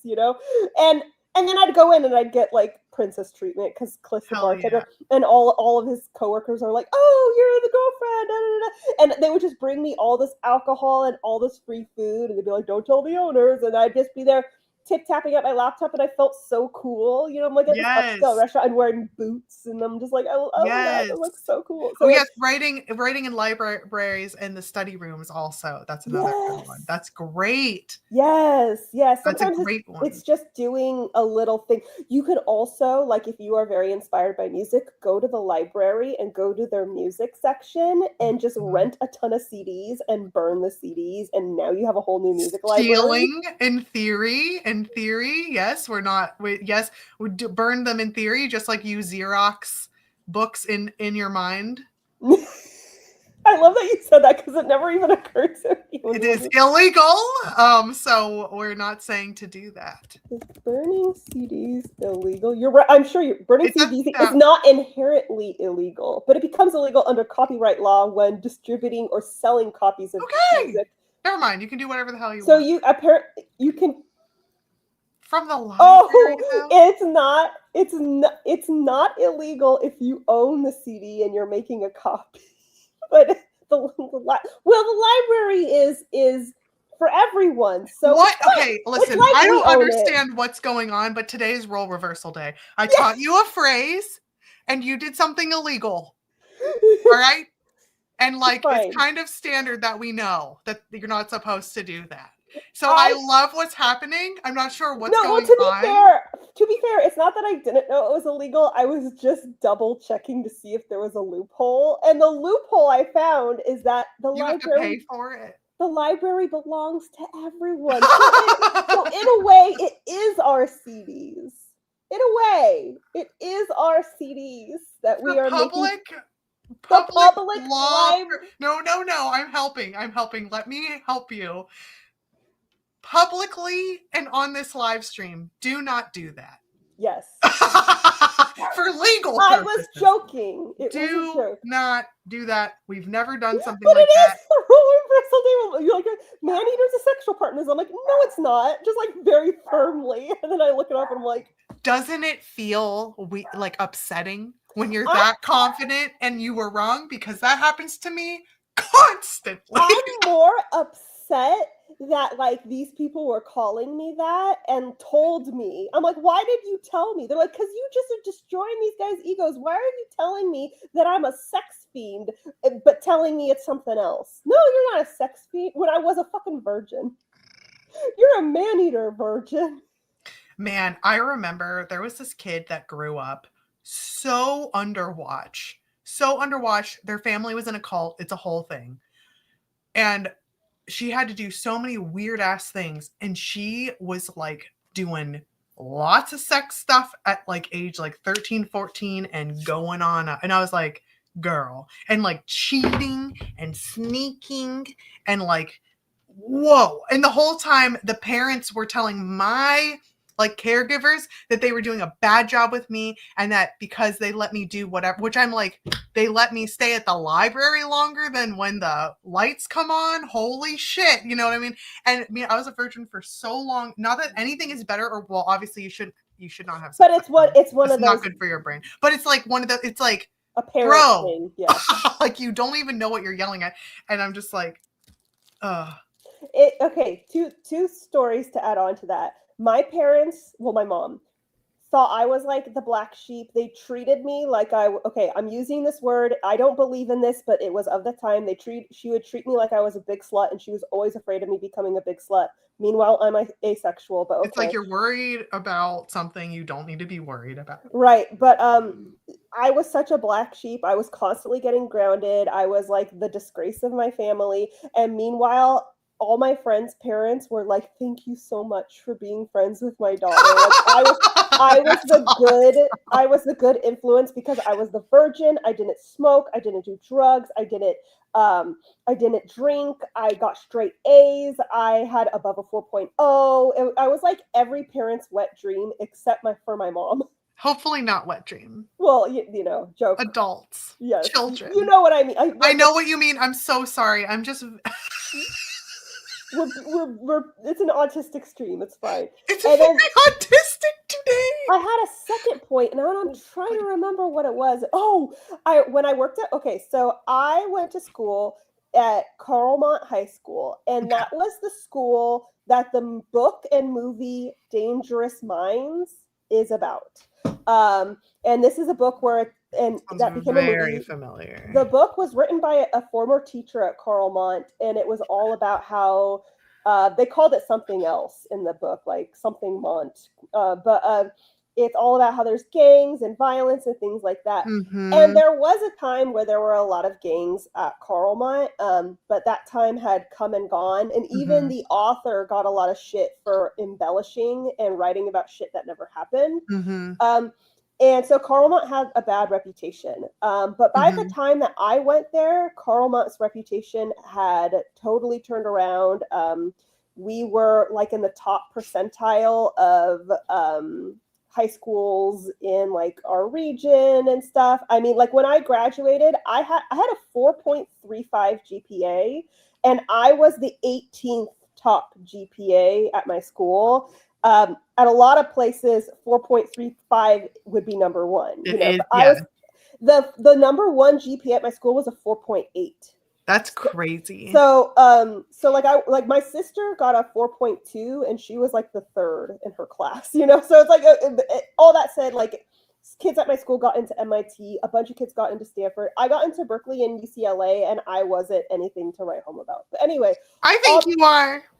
But I just mean like compared to everyone else. I got you. But the thing is, it was a feeder school in the sense that it was part of the areas. Like I live in the Bay Area, it's very diverse. There are areas that are, I hate to use the word, but they're like considered ghetto, where there's low income areas and things like that. And so Carlmont is a feeder school where they will bus in kids from low income areas to Carlmont so that they could get a better education, So there, were, I don't know, high risk kids at the school and stuff like that. But the thing is like I felt totally comfortable there. It was diverse. Everyone was really cool. You got to meet people of a bunch of different cultures. It was great. So I remember I was working at Old Navy, and this mom comes in, and she's like, "Oh, like, you look like you're in high school. Do you go to school around here?" I was like, "Yeah, I go to Carlmont." She's like, "Oh, you go to Carlmont? You must be one of those bad kids." She's like, calm down. She's like, "I live across the street from Carlmont. You guys are all bad kids." And then she's like, "My daughter, Janelle, so-and-so, she goes to Hillsdale. Like, I live across the street from Carlmont, and I still made sure she went to Hillsdale because she was not going to go to school with you bad kids." She's like, "Are you friends with," I'm not going to say the person's name. And the irony is that girl, she was a popular girl in our school who was like well known for being into cocaine and giving lots of blowjobs in return for cocaine. It's well, how do you know about her? And I was like, no. I was like, no, I am not friends with her. And then she goes, well, she's my daughter's best friend, and she's the only one from Carlmont that I trust. And da da da da. And she's like, you're a bad kid. And she like snatches up her shit and leaves. And I just remember standing there thinking, like, I didn't want to be a bitch, so I didn't say what that girl was popular. But I'm like, you do know that everyone at our school just talks about how if you've got cocaine, she'll give you a blowjob for cocaine. Like that's her whole thing. And it was funny because Cliff went to Hillsdale, and he knew that woman's daughter. He knew her and was like, she was special. He just said he was like, she was not a good kid. He was like, she was messed up. She was weird, That's what I'm talking about, where it's like that girl. But I was the bad kid. And I'm like, meanwhile, I had just gotten into UCLA, and I'm standing there like, yep, I'm a bad kid because I go to, the nickname for Carlmont was Crackmont, But anyway, so it was just funny that she's telling me what a bad kid I am, and meanwhile her daughter is probably a coke fiend. And I'm like, okay. And I realize that makes Carlmont sound bad when I talk about how this girl in my high school did cocaine. Everybody has a cocaine kid in their school. I was gonna say, well, there's no one who does no. First of all, this is a school that has thousands of kids, so there's going to be obviously drug use. I went to a rural as hell school. I think there was like almost 900 kids in the whole high school, and there were people there who definitely did cocaine. Actually, cocaine's a little expensive. They did more like opioids. That was more. Well, it's much more common to do weed and ecstasy at my high school, but there were definitely kids who did cocaine. Lots of weed for sure, because there's a lot of farm kids, right? And they grew their own. So. Right. But you also got to keep in mind I'm from California. Just people do drugs around here, so that was a thing at the private schools. Oh, the private schools, the private schools around here. Nuts.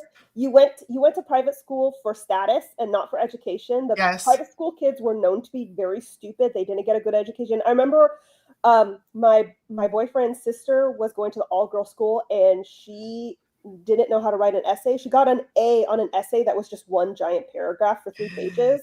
And they were known to have like orgies, and it was just like crazy, you know. That's But so anyway, much. and we were at Crackmont, and meanwhile, it's like people aren't I'm like, having okay, orgies but here, we know it's how like, to write a fucking sentence. Also, I am always disturbed that there are looser protocols or like expectations for teachers in private schools.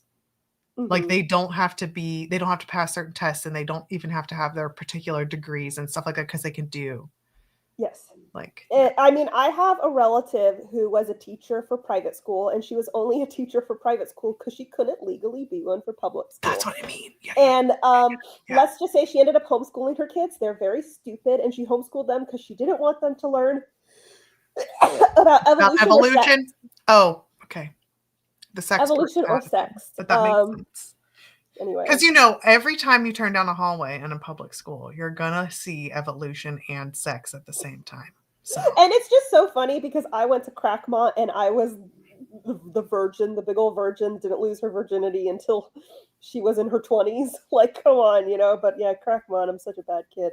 And again, not that sex makes you a good kid, but we're talking about the standards of the early 2000s and parents' standards, you know. Do piracy in theory? Yes, exactly. Exactly. In theory, RCD's comrade. That's what it's the public. It all belongs to us in theory. you can borrow it. That's what we're suggesting, is that you borrow it. Yes. For how long? Who's to say? Yes. What method? Who knows? But you borrow it.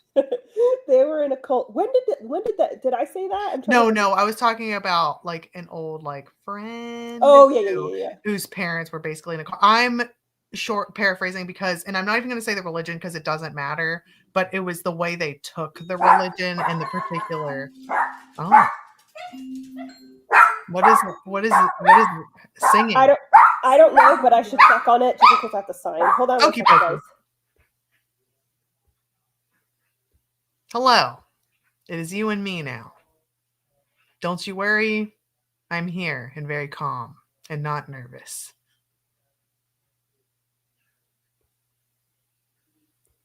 My parents were in Amway, and that's kind of a cult. It absolutely, in my opinion, is, because it's an MLM, and they get both pyramid scheme-esque and cult-like, in my opinion.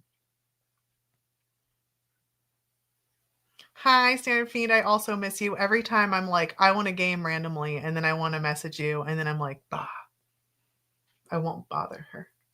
But I should just message you whenever I want to game. Also, I can game now because I don't have 3 fucking jobs. I have 1 job again.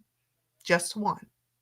I shouldn't say 3. I had 2, but what's happening was I was working from like 7:30 to like 4 to like 4 to 4:30, and then I was picking up Babe and coming home, and then working like 6 until like 9 or 10. So I was not doing anything, and I feel a new sense of freedom, and now I want to game. Wonderful. Welcome back. Also, that reminded me that someone I don't know what happens. I get very panicky when it comes to mail and stuff like that. And so I forgot that someone got me a present for my birthday, and I need to sign for it. And I don't know how to do that because I've been working, and I'm like, oh my God. And they gave me a slip of paper, and I can't even like process what it's saying on how to get my present. Okay. I don't know if it's varies from state to state, but you just bring, like, if it's a UPS slip, you just go to the UPS address and you hand them the slip. Okay, there's one singular post office, so I know exactly where it is. So I can just go there anytime I want and be like, ugh, and then if they're open. If they're open, yes. If they're open, can I take a picture of the directions and send it to you, and then you tell me what the directions? Yeah, sure. I don't mind. I have to do, like, everything is mail and delivery here because of my job. So yeah. Yes. I get like, so what? Okay, thank you for doing that, because I'm like, I don't know. Thank you. I'm going to do that at the end so that you can tell me what to do. Oh, the person. Oh, there's someone who's been trying, because I made that post about the Minnesota Yes. auction going on, and Yes. there's someone trying to be an asshole in the comments. And Oh. Thomas shared, Jenna, why are you on YouTube? Oh, did he say it in the stream? I thought it was just on the Hold on, let me comments, see. because they had been oh yeah, he said in the stream, hi thy prince. He so I shared that there's this auction going on to help raise money for people affected by ice, and he's been commenting in all of like the responses to the auction, like trying to be a troll but failing because he just seems stupid. But he commented, Jenna, why are you on YouTube? You should be at the ice protest. You made such a big deal about it. Oh wait, you don't actually care, and you only made that post as a coping. It's funny, but you don't live in Minnesota. Should be at the. Also, I never made a post about the protest. I just made a post about the auction. So it's like we're not even getting like the facts right. It's just cute. Prince, feel free to keep commenting. You're giving me engagement and money. But yeah, I've been very vocally like fuck ice. Yeah, I'm pretty sure everyone. I don't know any American who likes ice. Yes, Like except I for really, I can't. Prince. Thy No. Prince. Oh God, sorry. Yeah. Okay, I'll find them, I guess. Someone goes, do you have a moderator in here for the whack-a-moles? The whack-a-moles. I don't know. Like I didn't even see their comment. Oh, I was like way far behind in the comments, but Thomas said something in Cyborg Central. Oh, poor HB Lee was like, nobody commented on it in stream, and I just immediately got it. I'm sorry. I just was funny to me. It gave me a giggle. I'm gonna try and be a troll, but I don't actually know what I'm talking about. Yeah. Oh. You can kick him out if you want to. It doesn't offend me, but I don't want I don't want them to bother. It's so hard to be a the experience. Well, I don't want them, if other people in the comments are uncomfortable with it, then I would want them kicked out. I just sorry, no time for wannabe trolls. If people wannabe trolls is great. I think that's great. But it's not bothering me. That's the thing, because it's like, why aren't you at the protest? But you don't live there. I don't understand. Oh. No, it's because they're stupid. Yeah, I'm trying to make it make sense. Trying to make it make sense with someone who doesn't have two brain cells trapped together. Okay, yes. Let me catch it. So if you guys want us to block, we absolutely will. It's too late. It's happened. Oh, okay. I didn't block. Just mute. Yeah. Let's see. Where were we even talking about? I just saw that and thought it was so funny because they're commenting on the post that I made about the. I'll use this as an opportunity to. Yeah. Perfect. Great segue. So there's this auction going on, a bookish auction to raise money for people affected by ice in Minnesota. So I'm going to leave the comments here. I am giving I've applied for it. I don't know if they've accepted it yet because they've had 500 people apply. So it's possible that, mine got lost in the shuffle. But I applied 2 signed copies of How to Write Romantasy. So if you want a signed copy of How to Write Romantasy, I'm giving 2 away, and you can bid on them to help raise money for people. That is so cool. One of my favorite book suggester ladies. Her name is Maya. I think it's Lay. But I'm not sure. But she has this really great it's called May Storybook Library, at May Storybook Library. And she does a really good job suggesting things. She honestly has helped me as a therapist suggest particular books for particular people. So for instance, she's for kids that are, maybe nonverbal but going to school, or kids who have dealt with a sibling death, and like just very specific, like very trauma informed, like reading lists for kids to support them. And she like talks about books that are getting banned so that you know what they are and so that you're informed and stuff like that. Anyway, she's in here. Mhm. That is so cool. I really like her. One of the agents at my former agency, because I can't remember. Oh yeah, I told you my You did. agent is moving to a new agency. Yes. So one of the agents at my former agency is on there as well, and they're offering Michael advice. Threets is on here. Mm-hmm. Michael Threets, he's a librarian.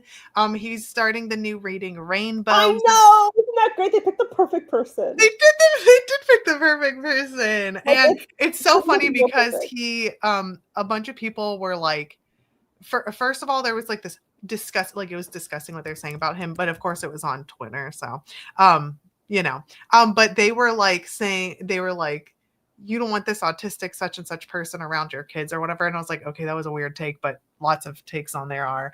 And then he's like, I don't want to intrude, like I'm not autistic. And I was like, but everyone was like, also like, you are though. And he's like, no. And they're like, but bro. And so now he's getting tested for it. He's totally autistic. I'm like, this is why we know you're cool, though. Right. This is why we love you, It's so funny. Because it's like, also like, it reminds me of like, not myself specifically, but like I work with kids. I love library. I love the book. You love library too, but I feel like a lot of our work has paralleled. Like he does, like homelessness, like unhoused people, like homelessness work, and he like works in the community, and he's like works with kids a lot, and like is trauma informed, and he has his own mental health stuff that he posts about and stuff. And I just think it's funny because like he was like, what? No, I'm just like really good with these very particular children, and I completely understand them, and like I'm like same. And then it's like, oh, one of us. Oh my gosh. I know a bunch of drug people, but never did hard drugs. Peer pressure is kind of a myth. Peer pressure is not a myth. However, it does not present itself the way boomers told us it presents itself. They would be like, "You want to try this weed? If you don't try the weed, you won't be cool." You're a loser. Come on, the peer pressure was, at least that I experienced at school. Well, first of all, I'm autistic, so I'm immune to peer pressure, which is why I was a loser. Is because I was just like, I'm not going to do this thing just because it's cool, and then I was a loser. But the peer pressure that I did see, even though I was immune to it, was more in terms of dating. It was more in terms of how you dressed. It was more in terms of, it was social. The drugs and alcohol, I never experienced peer pressure in that way. It was always like, you want some? Okay, more for me. Like that was it. They're like, it's expensive. So it was just like, you want some? Okay, whatever. That was always my experience. It was, I never experienced peer pressure with drugs and alcohol. It was always like what you wear, who you associate with, dating, that kind of thing. So, I feel like where I was, alcohol was more the like, oh, if you could get like in the cool crowd if you could drink a lot, if that makes sense. But it was never, and anytime would realize it later, but they were like, oh, here, do you want this? I'm like, no. And they're like, okay. And that was the end. It felt like someone was asking me to pick my nose in front of them. I'm like, no, thank you. And they're like, okay. Yeah. Like, it was not difficult to say that. And I'm not knocking, like there are many other circumstances and many other kinds of personalities in the world and all that stuff, and it can be tough in those situations. But for me personally, I was like, no. Also, I know what it looks like in the end. So I'm like, no, I see what that looks like in like 30 years, and it's horrifying. The only time I experienced alcohol-related peer pressure was when I was at a party, and this girl was like doing that girl thing, like when you're in the bathroom together, like, I love you. She was wasted, and so she's like, I love you, girl. Come on, drink with me. And so I was like, okay, I'll have one shot. And she like poured, it was going to take a shot from the bottle because she didn't have a shot glass because she was wasted. So she pours the bottle back, and then she just held it there so that I would chug. I'm not going to do that. So I swatted the bottle, and it just went like a stream of alcohol across the whole room. Oh, that's the closest thing I've ever experienced. It's kind of cinematic, though. I kind of love it. I mean, I still remember it to this day, but that was the closest thing to alcohol peer pressure. It was just because she wanted me to be drunk with her because we were girls together. She was cute. Please take my cocaine, I insist. Didn't happen. Way too expensive. I went to a nice big high school in the city. We had at least 300 cocaine kids. Yeah, that's the thing. And that's the thing is For sure. the area that I live in is a little bit more like There's upper exposure middle to that class. stuff. Yes. Yeah. And Oh, so I didn't realize that. really? Yeah, I thought it was more upper. Well, it's upper. Okay. If you compare where I live to where then it's upper. If you compare where I live to the rest of the world, like to the rest of the country, where yes. I mean, like where I live is upper. But compared to itself, middle. No, upper middle. Oh, upper. Sorry, I thought. Oh, sorry. Never mind. It's exactly what I thought. I'm sorry. Yeah, I just only heard middle, and I was like, what? And it's just me having not fully processed what you said. But the thing is the upper from the upper middle is 15 minutes away. So like there were kids at my school who took the bus to school, and there were kids who drove Mustangs and Lexuses to school. It was very much a mix. So there were some kids who lived in Emerald Hills, which would be Atherton, which would be the upper. There were kids who lived in like Belmont, which would be the upper middle, and then there would be kids who lived in East Palo Alto, which would be the more high risk areas. And so it was a mix of stuff. But yeah, it was all the rich kids who did the cocaine, and the drug dealers at my school, they were the rich kids, you know. Like it was all those kids. It's so funny because whenever so I'm from basically like below the poverty line for quite some time, not my entire childhood, but like a chunk of it. And so most of it. But so it's funny because the addiction and stuff or usage that I saw was from like destitute, desperation, exposure to it from the environment, like that kind of stuff. But when I started my work as a trauma therapist and I was working with kids, there would be some kids that I saw where I was like, where did you get shrooms? Like, where did they were like designer drugs. They were like, where did you get MDMA? What is happening? Or like cocaine. Where did you get cocaine? And they were like, oh yeah, I brought my Amex. And I was like, what? And they have like a square that the drug dealers were like, all right, boop, like at lunch. And I'm like, what is happening? What do you mean you have a card? And they're like, yeah. But it's like kind of my mom's, but it's like also mine. I'm like, what the hell is going on? And I was just like, I'm so out of my depth here. Like, I don't understand what's happening. Like, I wasn't, oh my God. Yeah. Like acid? What do you mean? Whereas before, like I was more used to like heroin, maybe crack cocaine, you know, lots of alcohol, of course. And then like weed. Yeah, at my school there were a couple kids who died from ecstasy and stuff, and so it was a lot of ecstasy, coke, and weed. But we're gonna go do a sprint because I just saw the time and we are rambling. I'm gonna go ahead, and it's mostly me being asexual. No, that's nice of you. No, it is.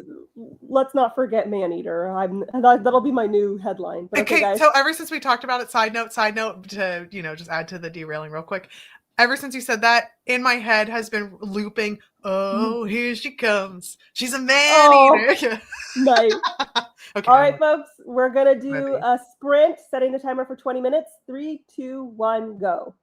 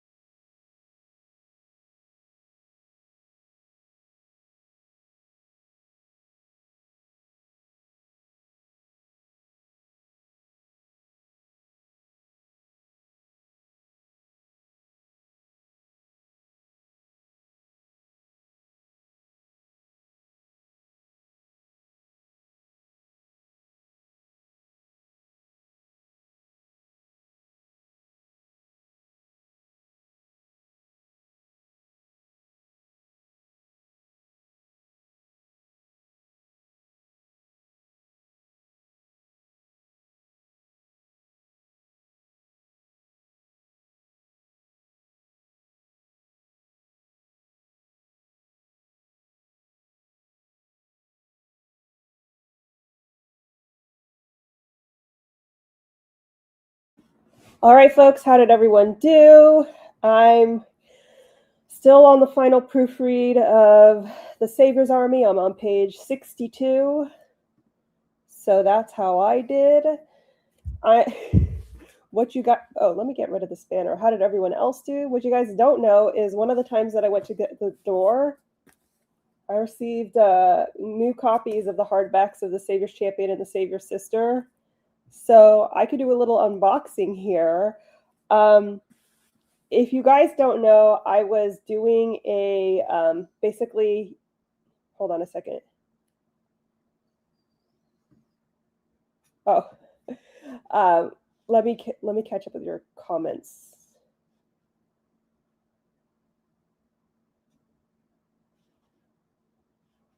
I don't know what happened. Okay, hold on. Oh, for some reason it sent me way up. I was like, well, there are so many comments, but no, there were not. It was just the thing sent me way up. Okay, so if you guys may have noticed, but oh, congratulations, Lefty! That's so exciting. But I redid the Savior series covers, and I've been having some issues with getting the hardbacks lined up correctly. And so we think we finally got it working. And so this will determine whether or not that's the case. So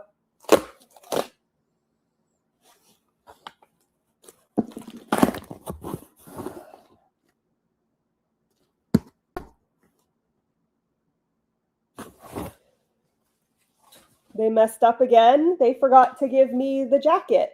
They only sent the case laminate.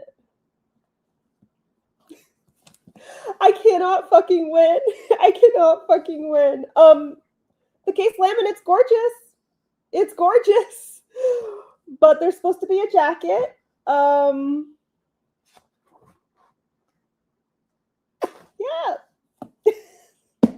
How does this happen? How does this keep happening? Sorry, babe. No jacket here. No jacket to be seen. But it looks beautiful. So at least I know the jacket's okay, so I can pair these together and it'll be fine. But it's the principality of it all. The first one looked pretty. Okay. Did you see it? It's missing a jacket. Oh, I thought you took the jacket off. It's just naked. It's just nude. It's naked. So your sister has a jacket. Oh, that's it. That's in line too. That's Yes. much better. Much, much better. And nice. it looks Ooh, good. it looks so good. Ooh, that looks so good. Okay. Okay. Wait, did you do the third one?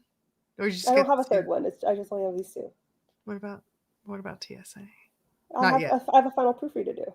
Oh yeah. Oh my God. I'm sorry. You're like, I don't have a third one. And I was like, what dimension have we entered? But it's like, because you're doing proofreading. Sorry, duh. Sorry. Oh my God. And of course, someone found a typo in The Savior's Sister, so I still have to redo. Oh my God. Oh my God. But the dust jacket's good. Yes. And the Savior's Sister, the dust jacket's good. What's the underneath part called again? Case laminates. Laminates. Okay. Case laminate. Case laminates. The naked part. And this one, I already knew the dust jacket was good.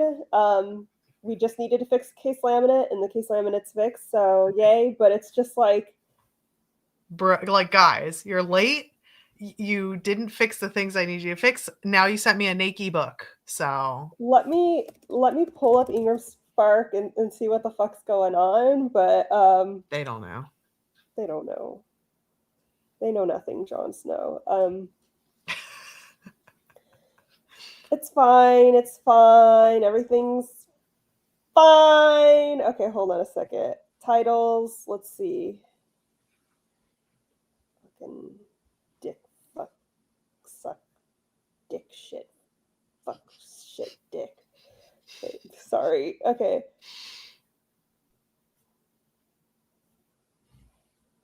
So, download eProof. Let's see what happens.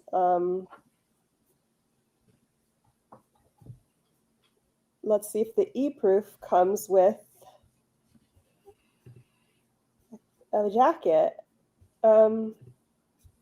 Yeah, it comes with a jacket. So how come the one I got didn't have a jacket? I guess I'll mail them again, and just because I don't want to make it public if they're all going to go out without a jacket. So hold on, contact us, email us. Current response time 5 days. Okay. Oh my gosh, hello. I received an order that is missing its dust jacket.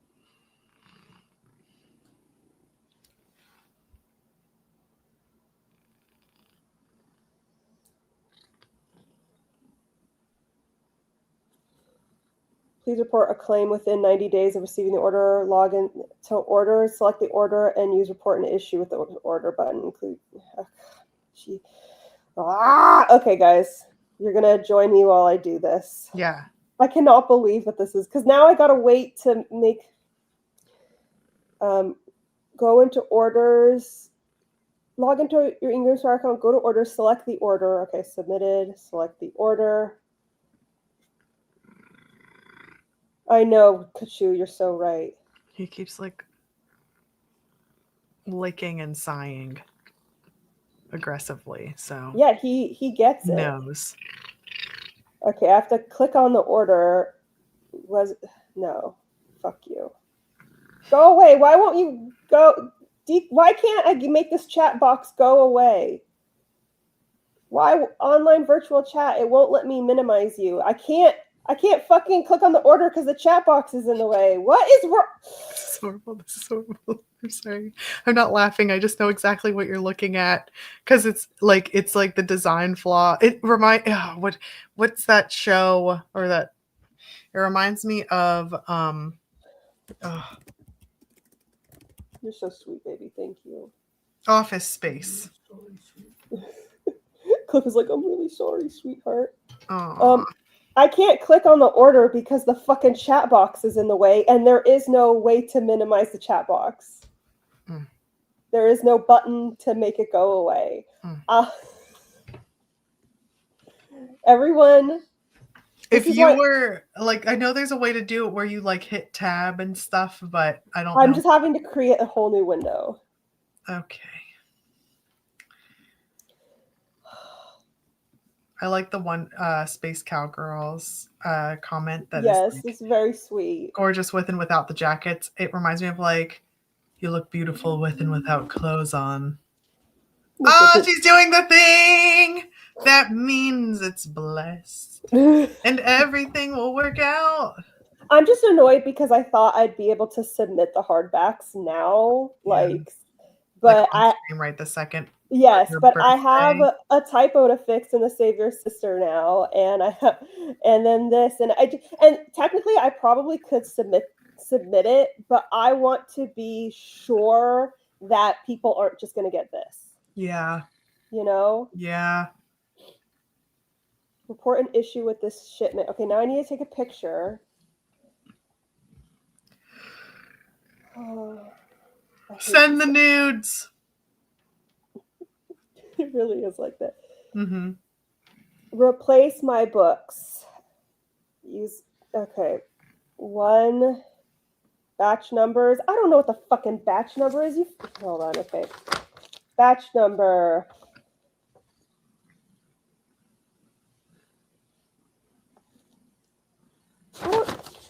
What are these? Okay. The bottom left side of the last internal page of the bound book. Bottom left side. Okay. Batch number.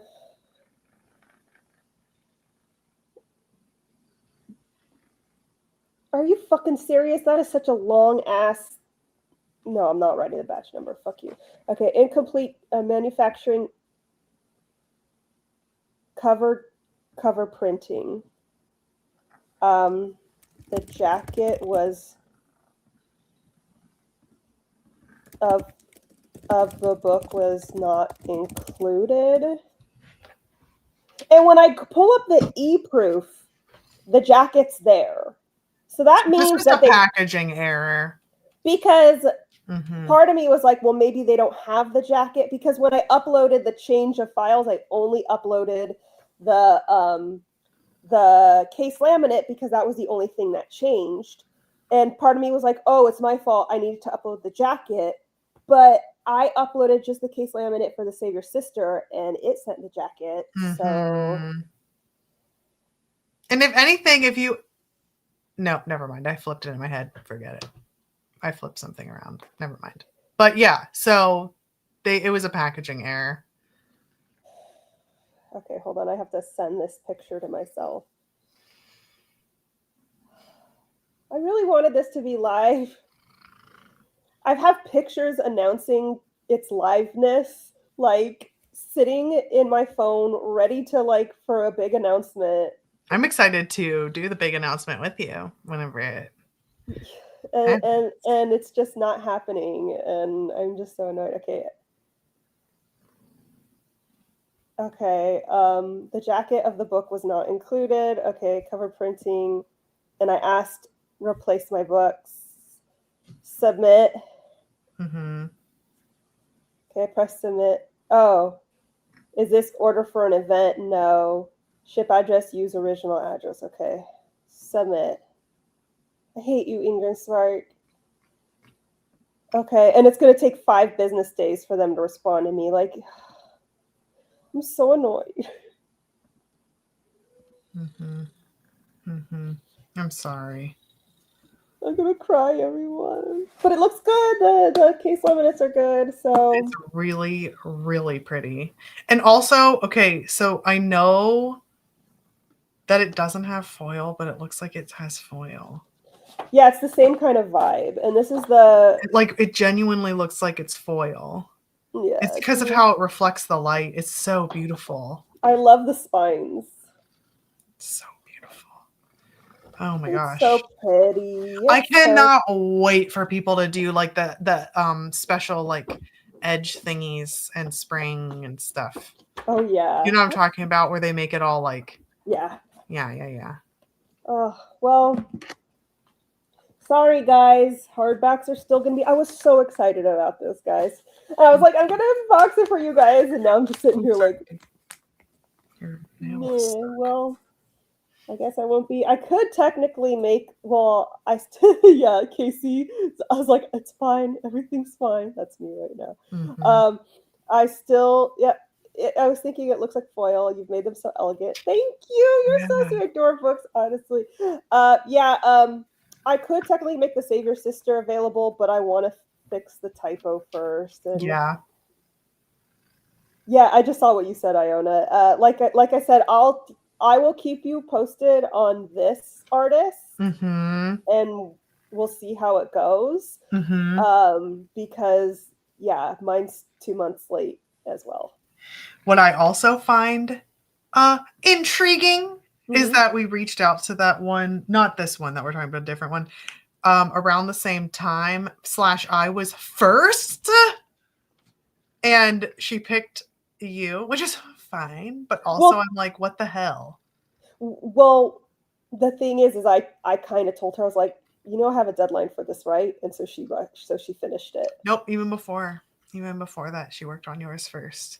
She did the line art, remember? And I was like, what? And so I was like, hold on. So I went in and I was like, what is, like, do you need anything more from me? I think I know why. Why? Tell me. Yes. No, that's what I was thinking too.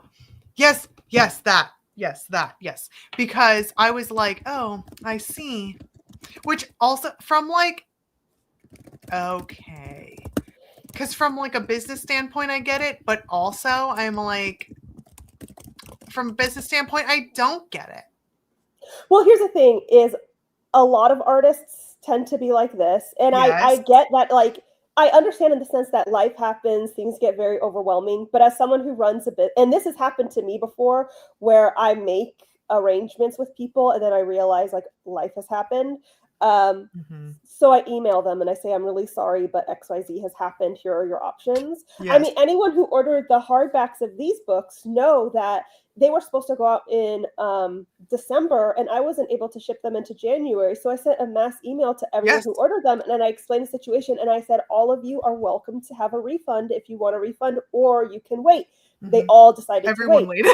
Yeah, but Literally, like, no one cared. right, But that's because you were transparent and you were like, "Hey, this is happening." And also, you're also very transparent in the sense of like and approachable. But mhm, like, you are a caregiver. There are a lot of things that can change in a moment's right, notice. I don't know anything about this person, and I'm not saying that she needs to tell me her life story, right, but I'm also kind of like, yeah, I'm getting nervous. yeah. Especially because it's like there's There's money. money involved. Yeah. Yeah, I totally get that, but I have had this experience with so many artists. It's unfortunately very common, but I don't think, and this is good advice for everyone here if Mhm. you are trying to have some kind of online business, whether it's writing, art, Etsy, whatever. Transparency is so helpful because I'm in a situation where I have to be late a lot. Like Mhm. it's not what I would prefer because I'm one of those people where I hate late people. Like late people are annoying, you know? I have to be late a lot, and because of being a caregiver, and Cliff. 1 year, Cliff was hospitalized 6 times. That's once every other month, So shit Mhm. happens a lot in my life. My life is very chaotic, and so I'm just very transparent and let people know, hey, just so Mhm. you know, I like to have wiggle room for these projects because my husband is often hospitalized and things like that. I'm just like, I have a contract coming up with YouTube, and they were super cool about it. And I explained, I was like, I think that I can get, they want the first product done by they wanted it done by late February, and I was like, I think I can make that happen. I was like, I'm But pretty just sure. in case. I even was like, I think I can make that happen. I was like, I'm pretty sure I can, but I just want to let you know that my husband's situation, da da da da. And they were like, totally fine. Let's make it late March just in case. And I Okay. was like, okay, fine. Speaking of which, I haven't heard from them lately, so I'm gonna go poke. Yeah, Um, that's oh, good. I never responded to the artist about the post. I'm all over the place today. Like I'm just mental health is just mental healthing. I do get that for sure. Okay, let me. Take your time. Oh, I'm just. Hey, Dean. Just wanted to touch base and see if you needed anything else from me. Thanks. I really want to announce this to everyone, but I haven't signed the contract yet, so I don't want to jump the Don't gun. jinx it. But I really want to know about it and hear about it too. So, Oh, I've told you about it.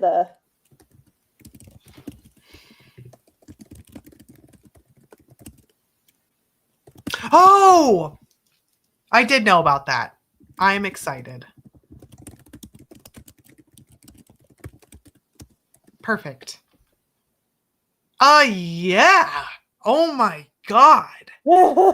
Yes. Woo. That's awesome. Oh. So very exciting things are coming, guys. But I haven't signed the contract yet, so I don't want to announce it until I've signed it. Because you never like, I don't want to jinx it. But movie deal? No, not a movie. It's a YouTube thing. Well, I guess that could be a movie thing, but no. It's a educational thing coming to YouTube. Mhm. I'm a little worried that I'm going to pay an artist to do my cover designs and then find out they've used AI to make it. If I wanted AI, ask them. Just ask them if they use AI. Mhm. they they should be honest about it. Also, there are certain companies that are very reputable, and Mhm. are and you know that they don't use AI. Yeah, ask them. Like I've asked, like in recent times, I've asked every cover artist I've worked with if they use AI, and they're very quick to be like, I won't touch the shit. Like Mhm. because people who are pro AI are very pro AI, and they will tell you, and people They who get are, so defensive and vocal about yeah, it, which is helpful for us. yeah. So to And know. people who are anti AI, a lot of them already have it in their like bio. No AI, Mhm. Oh, they'll be Um, like, yeah, made by a human artist or whatever right. too. Because Yeah. they know that's a really common like question. Mhm. So, And if you're ever unsure, just like show people and be like, does this look like it's using AI? Because mhm, there are some tells, and some people have good eyes for it and some people don't. mhm. Oh, your food's here, Cliff. You want me to go get it? Yes, please. Okay, give me 1 second, guys. Can I get Take a your Gatorade? time. What'd you say, babe? Can I get a Gatorade? A jewelry? A Gatorade. A Gatorade. Same thing. Hold on. Hello, it's you and me again. Fancy seeing you here.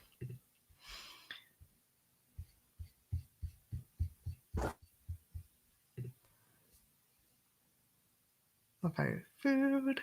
I'm so excited.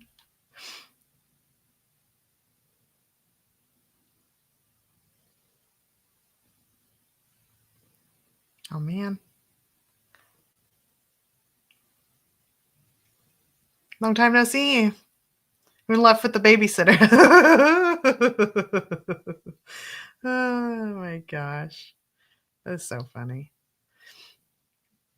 If anyone wants to look at my little drawing thing I did, because it's doing that thing where it was starting to go up like immediately and then went. But maybe you don't like it and that's fine too.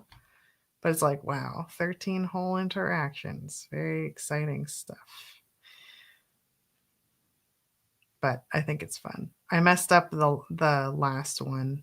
I had her colored a particular way, and then I tried to fix something on her face, and then everything bled. And I was like, oh, dear. Then I tried to color over it with Some things are right. a pencil, and left scratches. But I realized I left my sound on, but that's okay. you what? Oh, nothing. Awesome. You want to know something funny, guys? What? An animal pooped on my front doorstep. So. Was it a human animal? No, Okay. it wasn't a dog. It was definitely like a raccoon. Oh, okay. That's exciting. I just think it's funny that they chose my front doorstep. Like, thanks. You bring the best out in them. Thanks. Yeah, it's definitely like raccoon or. But the other day we saw a fox in the yard and it was just moseying, and I was like, maybe it was a fox. I don't think so, because it was in the foxes. They wouldn't be out near the street. It was in the forest, because my backyard's next to a forest. You're right. Although this is raccoons. I've been seeing this is here and there's different climate stuff going on, but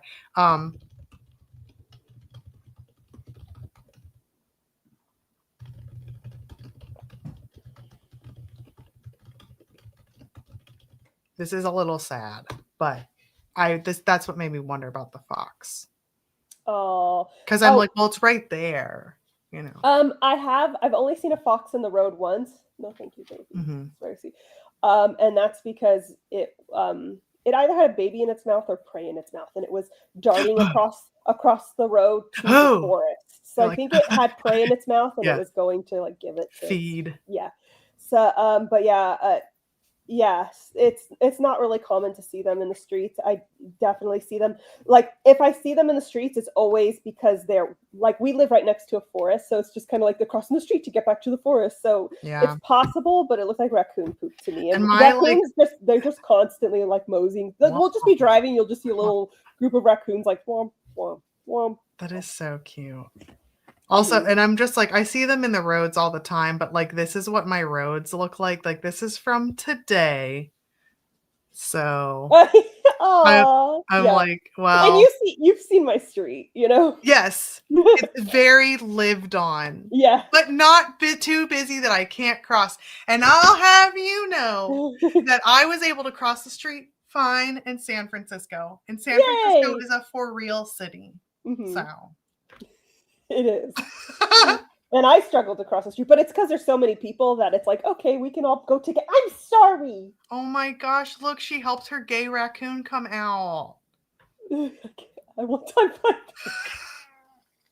I'm like, what? I get it now. I had a moment. Okay, guys, I still have to choose the art. So now I'm going to show you guys in the stream. Oh God. I got I got an update to the art, Cliff. Do you? I can't. My brain is not. I'm just all messed up. It's okay. Okay. All right, I don't guys. know why Pikachu is licking. Look how weird this little guy is. Look at this guy. Do you see him? Sorry, I'm taking a picture. No, that's okay. How dare you not? Like, why is he doing that? What do you get out of this? He looks like a little turtle. All right, guys. This is for the scene in The Savior's Champion where Tobias is about to go out onto the arena to fight the giant, and he is telling Iona, "I like you. I'm so He's glad telling I met you." Iona. Iona! Ah, sorry, Mary. Brian slipped. He's telling. I almost said Tobias. He's telling Layla, "I like you." Okay. Oh my gosh, and you can't see it. You're posted in. I already shared it in Cyborg Central. Oh yeah, I'm sorry. I'm not. I get it. I really like that so much. Oh, bastard. Iona Tobias. I bias. No, that doesn't work. Iobis. Iobis. No. No. Toyona. Iona! Everyone write fan fiction, but also make us the same age or something. I don't like this, like, the age gap is freaking me out. Yeah, I always say that, like, people will be like, well, would you date Tobias? I was like, if I was his age. Like, he's like, what is he, like, 21? 20? Yeah. No. Tyona. I do, side note, Tobias / your name. No, so like I have never felt more connected or like I felt like than with Layla. That's one where I was like, damn, okay. Because you're really gonna get to the heart. But she's a cruel and evil person. I remember when that person joined my stream. Didn't they say she was demonic? No, it had something to do with demons. Oh, it was like they said something like sinister or something like that. No. It definitely had something to do with demon. But yes, but like sinister. But it wasn't demonic. It said like wicked or something. It was something, but it was something that made her sound like biblically, and it's like, sorry, she offends herself. Maybe it was say like something Satanist or something. Satanist, yeah. It was something biblical sounding. And it's like, what? Okay, Cliff, no one is helping me, so it's your job now. This is technically not accurate to the scene, but do you think it's good anyway? In the actual scene, he's just holding her hands low. But this is kind of romantic. Mm-hmm. Taking it in. The idea is to get people drawn in, you know? Yeah. If they don't know. It's hard to tell because it's not like... Right, but... Because there's only a little bit there so far. Mm-hmm. But so far, I like it. Okay. I like it too. I think it's very, very intimate and very, very cute. And the people that are like super fans of it are not going to go on and be like, this is not completely perfectly accurate. Like, they're not going to do that.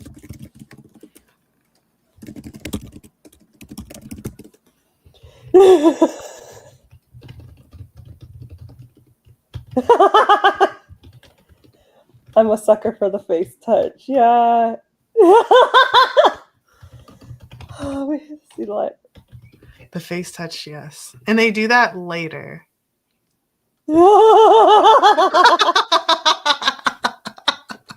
It's a scene right before Tobias enters the arena to fight the It's giant. like right when he's like, if I don't get through this, and she's like, you will, and he's like, let me say this, and then she's like, Yeah. You know. So it's not accurate because he doesn't touch her face in that scene, but I'll reenact it.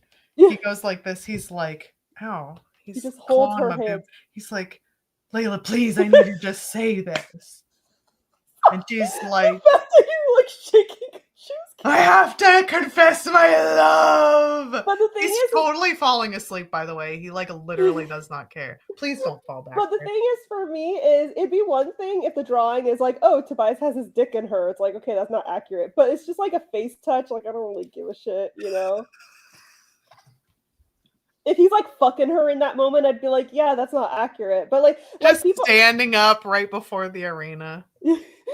but like, because like in the drawing of them dancing at the welcoming, the artist gave her like a cape, and she doesn't have one in that scene, but I didn't care because it's beautiful in the picture, you know? So like, I don't give a shit. That's kind of how I feel. Like if it's little things that make the picture better, then I'm all for it. So I didn't think it would really matter, but I just want to double check with the audience, because sometimes audience members can be buttholes. So like, does it matter that he's not? You could even say in the post that it's the artist interpretation. Yeah, that's true. You can be like, we want to show intimacy, and like this, it's still like lore accurate though. It's just not like super specific canon accurate. Be like, oh, you could also turn into a game of like, of someone being like, that didn't happen. You can be like, ooh, I can tell you're a super fan because you spotted the difference. Like there's candlesticks in the room and there weren't any in the book. I don't give a shit. Like I'm not one of those authors. You can make any kind of art. I'm cool. It's so pretty. And it's not saying, I'm not saying like that should have had it in it. It's just like that like rendition is so beautiful. Right. And I also think that if it's just them holding hands, it's like less pretty to look at, you know, and I want it to be pretty to look at, you know. What do you think? Should I go through with the line art? Yes, it looks amazing. Thank you so much. Okay. Done. Poor thing. How long ago did she send this to me? 5 hours ago. It's fine. It's fine. I just really want to respond to her. She's not your husband. But I want art. I say that I don't text my husband like all day long. I want art fast because I hired this is what Iona and I are talking about later. I hired a different artist and they are 2 months late. So it's like I have 2 other artists that I'm working with. So I'm like, hurry up, because this other artist has been like super late and it's really affected my book release. And yeah, it's affected my release.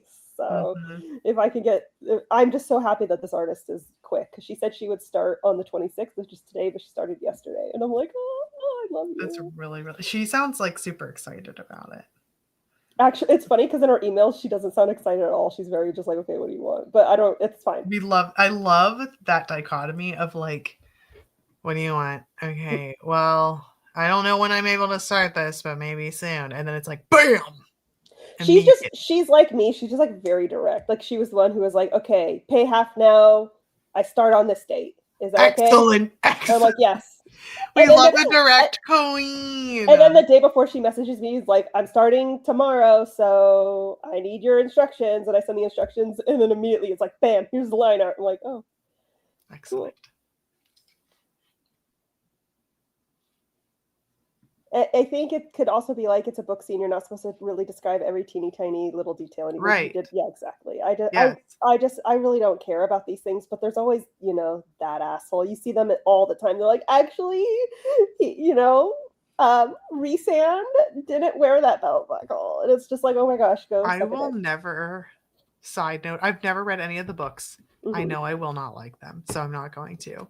I will never get over the fact of there's this one artist does incredible work, but they're like, oh, this was the most suggested like picture drawing thing, art thing.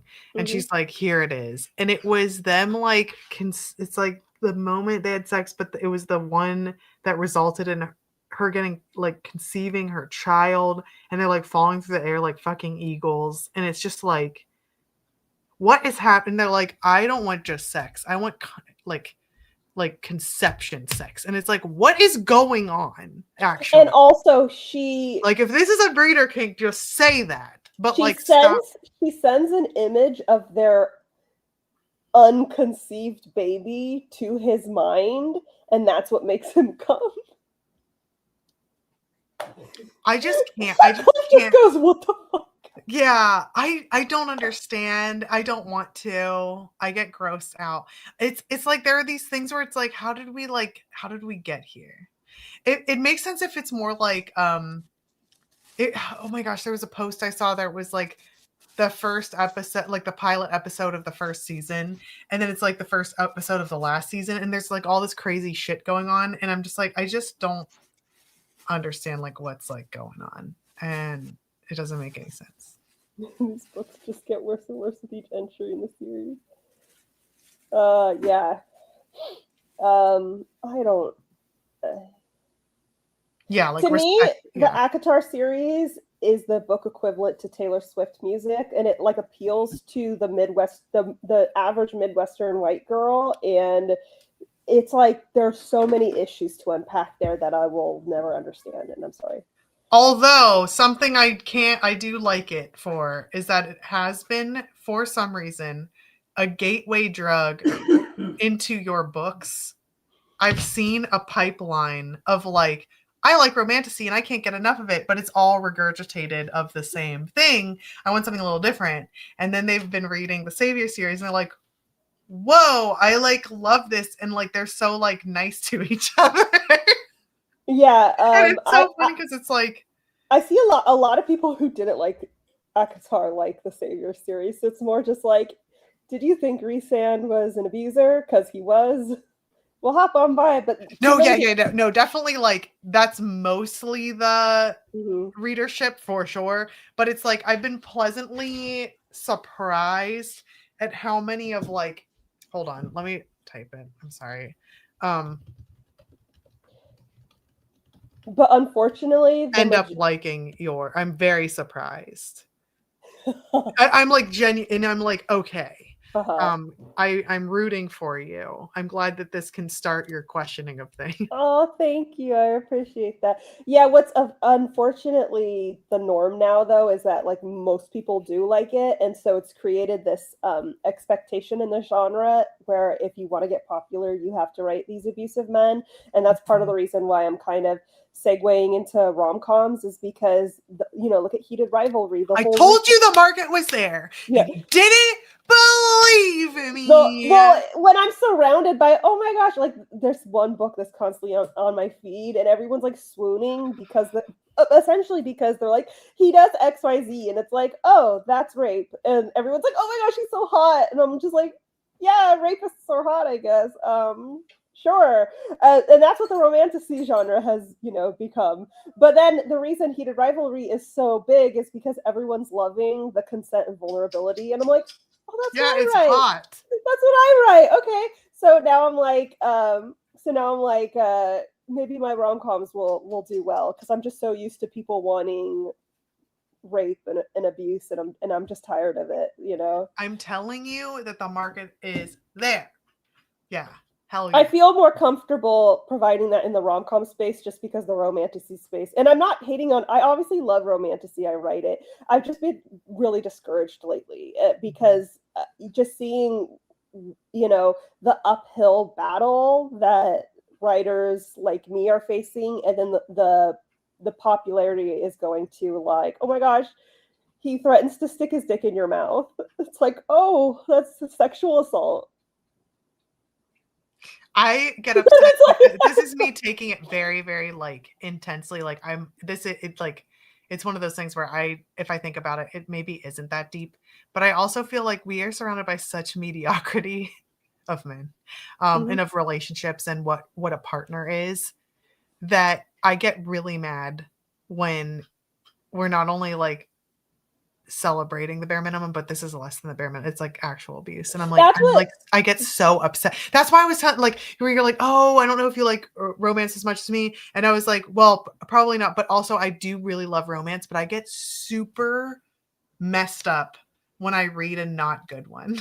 I get like decimated by it. That's why it's so frustrating. It's exactly what Free Range Female said. Dark romance is seeping into everything right now. And what I don't get is it's like we romance because the world is so filled with yucky men that it's nice to read about a nice one. And it's like, why are we popularizing the worst of the yucky men? I don't get it. It's like it was already like this is so sad, but it's already a fantasy that there would be like this Prince Charming, and then to corrupt the Prince Charmings into being these weird, non-consensual, gross people. I'm like, ew. I know plenty of them. Right, and it's just like, what are you doing in this book? And it's one thing where it's like the author wrote it and it's like, wow, that's weird, that's your thing, but do you? But so many people are like, yes, this is what I want. Like I'm seeing this author posting excerpts of the guy threatening to stick his dick in her mouth, and the comments are, oh, MG, I need this book. And I'm like, don't worry, there's a lot of them that you can find. Yeah, I mean, Brock Turner is free, you know, like it's just like, how is this? What? I just don't get it. And so, but in the rom-com space, there's a little bit, and I'm not saying all romantasy readers are like this. Obviously, I have an audience and I don't write books like that. I'm just saying that at least in recent years, it's become more and more popular for the dark romantasy to perform better, and for it to appeal to more readers, whereas people who are writing green flag romance, it's harder. It's an upward climb, and the difference is in rom-coms there's more variety. Some people still like enemies to lovers in rom-coms, but I mean, heated rivalry, like I said, is the big thing right now, and the reason people love it so much is because of the vulnerability and the consent and how sexy it is despite all that, you know. And so it's like, oh good, maybe my stories will do better, or I have to work less hard for them to do well in the rom-com space. Maybe that's telling you. That's what I'm hoping. You don't have to hope, Jenna. Oh my God. I'm just saying that. It's going to do well, God damn it. I'm saying that for superstitious reasons. Okay, fine. I will allow the superstition. I already told you. Yeah, it is discouraging, but we have to be the change we want to see in the world. Yes. We have to be the change. And we're not the only ones that want to read it. Yes. And I was still able to make writing my career, despite the fact that when I started, the Savior's Champion romantasy wasn't even a genre. So it was like, it was not. So it was like, it was doing better than it's doing now. I'm just going to be real. And that's because now when people are like, what tropes do you have? It's because I can't list enemies to lovers. You know, I can't list enemies to lovers. I can't list possessive male lead. I can't list shadow daddy. Those are the three main tropes right now in romantasy, and none of those are in my book. And so it makes it a harder sell these days. I'm just going to be honest. And I'm not saying there's anything wrong with these tropes inherently. I've read really great shadow daddies. I've read, in my opinion, possessive male leads who were just protective. And I like a protective male lead, so I was fine with that. And I've read enemies to lovers that I thought were done really, really well. So I'm not shading these tropes. I'm just saying that these are tropes that can be taken to an abusive angle. And unfortunately, a lot of authors are doing that, and they are being rewarded for that, which encourages more authors to do it. There are a lot of authors I know who are like, I'm writing this because it sells. And I know that I could easily do the same thing and it would probably sell, but I don't want to because I don't like that, you know? So yes, I just saw what you said. But yeah, but all that said is people are still buying my books. It's just a harder sell than it was when I first released them. And because of the climate these days, and also keep in mind that the climate is constantly changing. So I'm getting kisses. Look at this little baby. But anywho, it's getting late. We should end things here. This was a roller coaster. This was my dumbass stream. Where I don't know.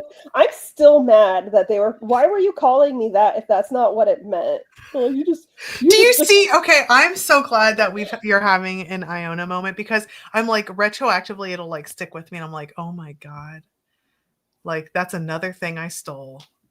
That's another place I broke into. Well, to be fair, I knew that CD burning wasn't. Which you've never done, and you do not endorse. I've never done it. I was just trying to see if there was a loophole to make it legal with. No. I just mean like how many times did I say, congratulations on your late husband? You know what I mean? Like, come on.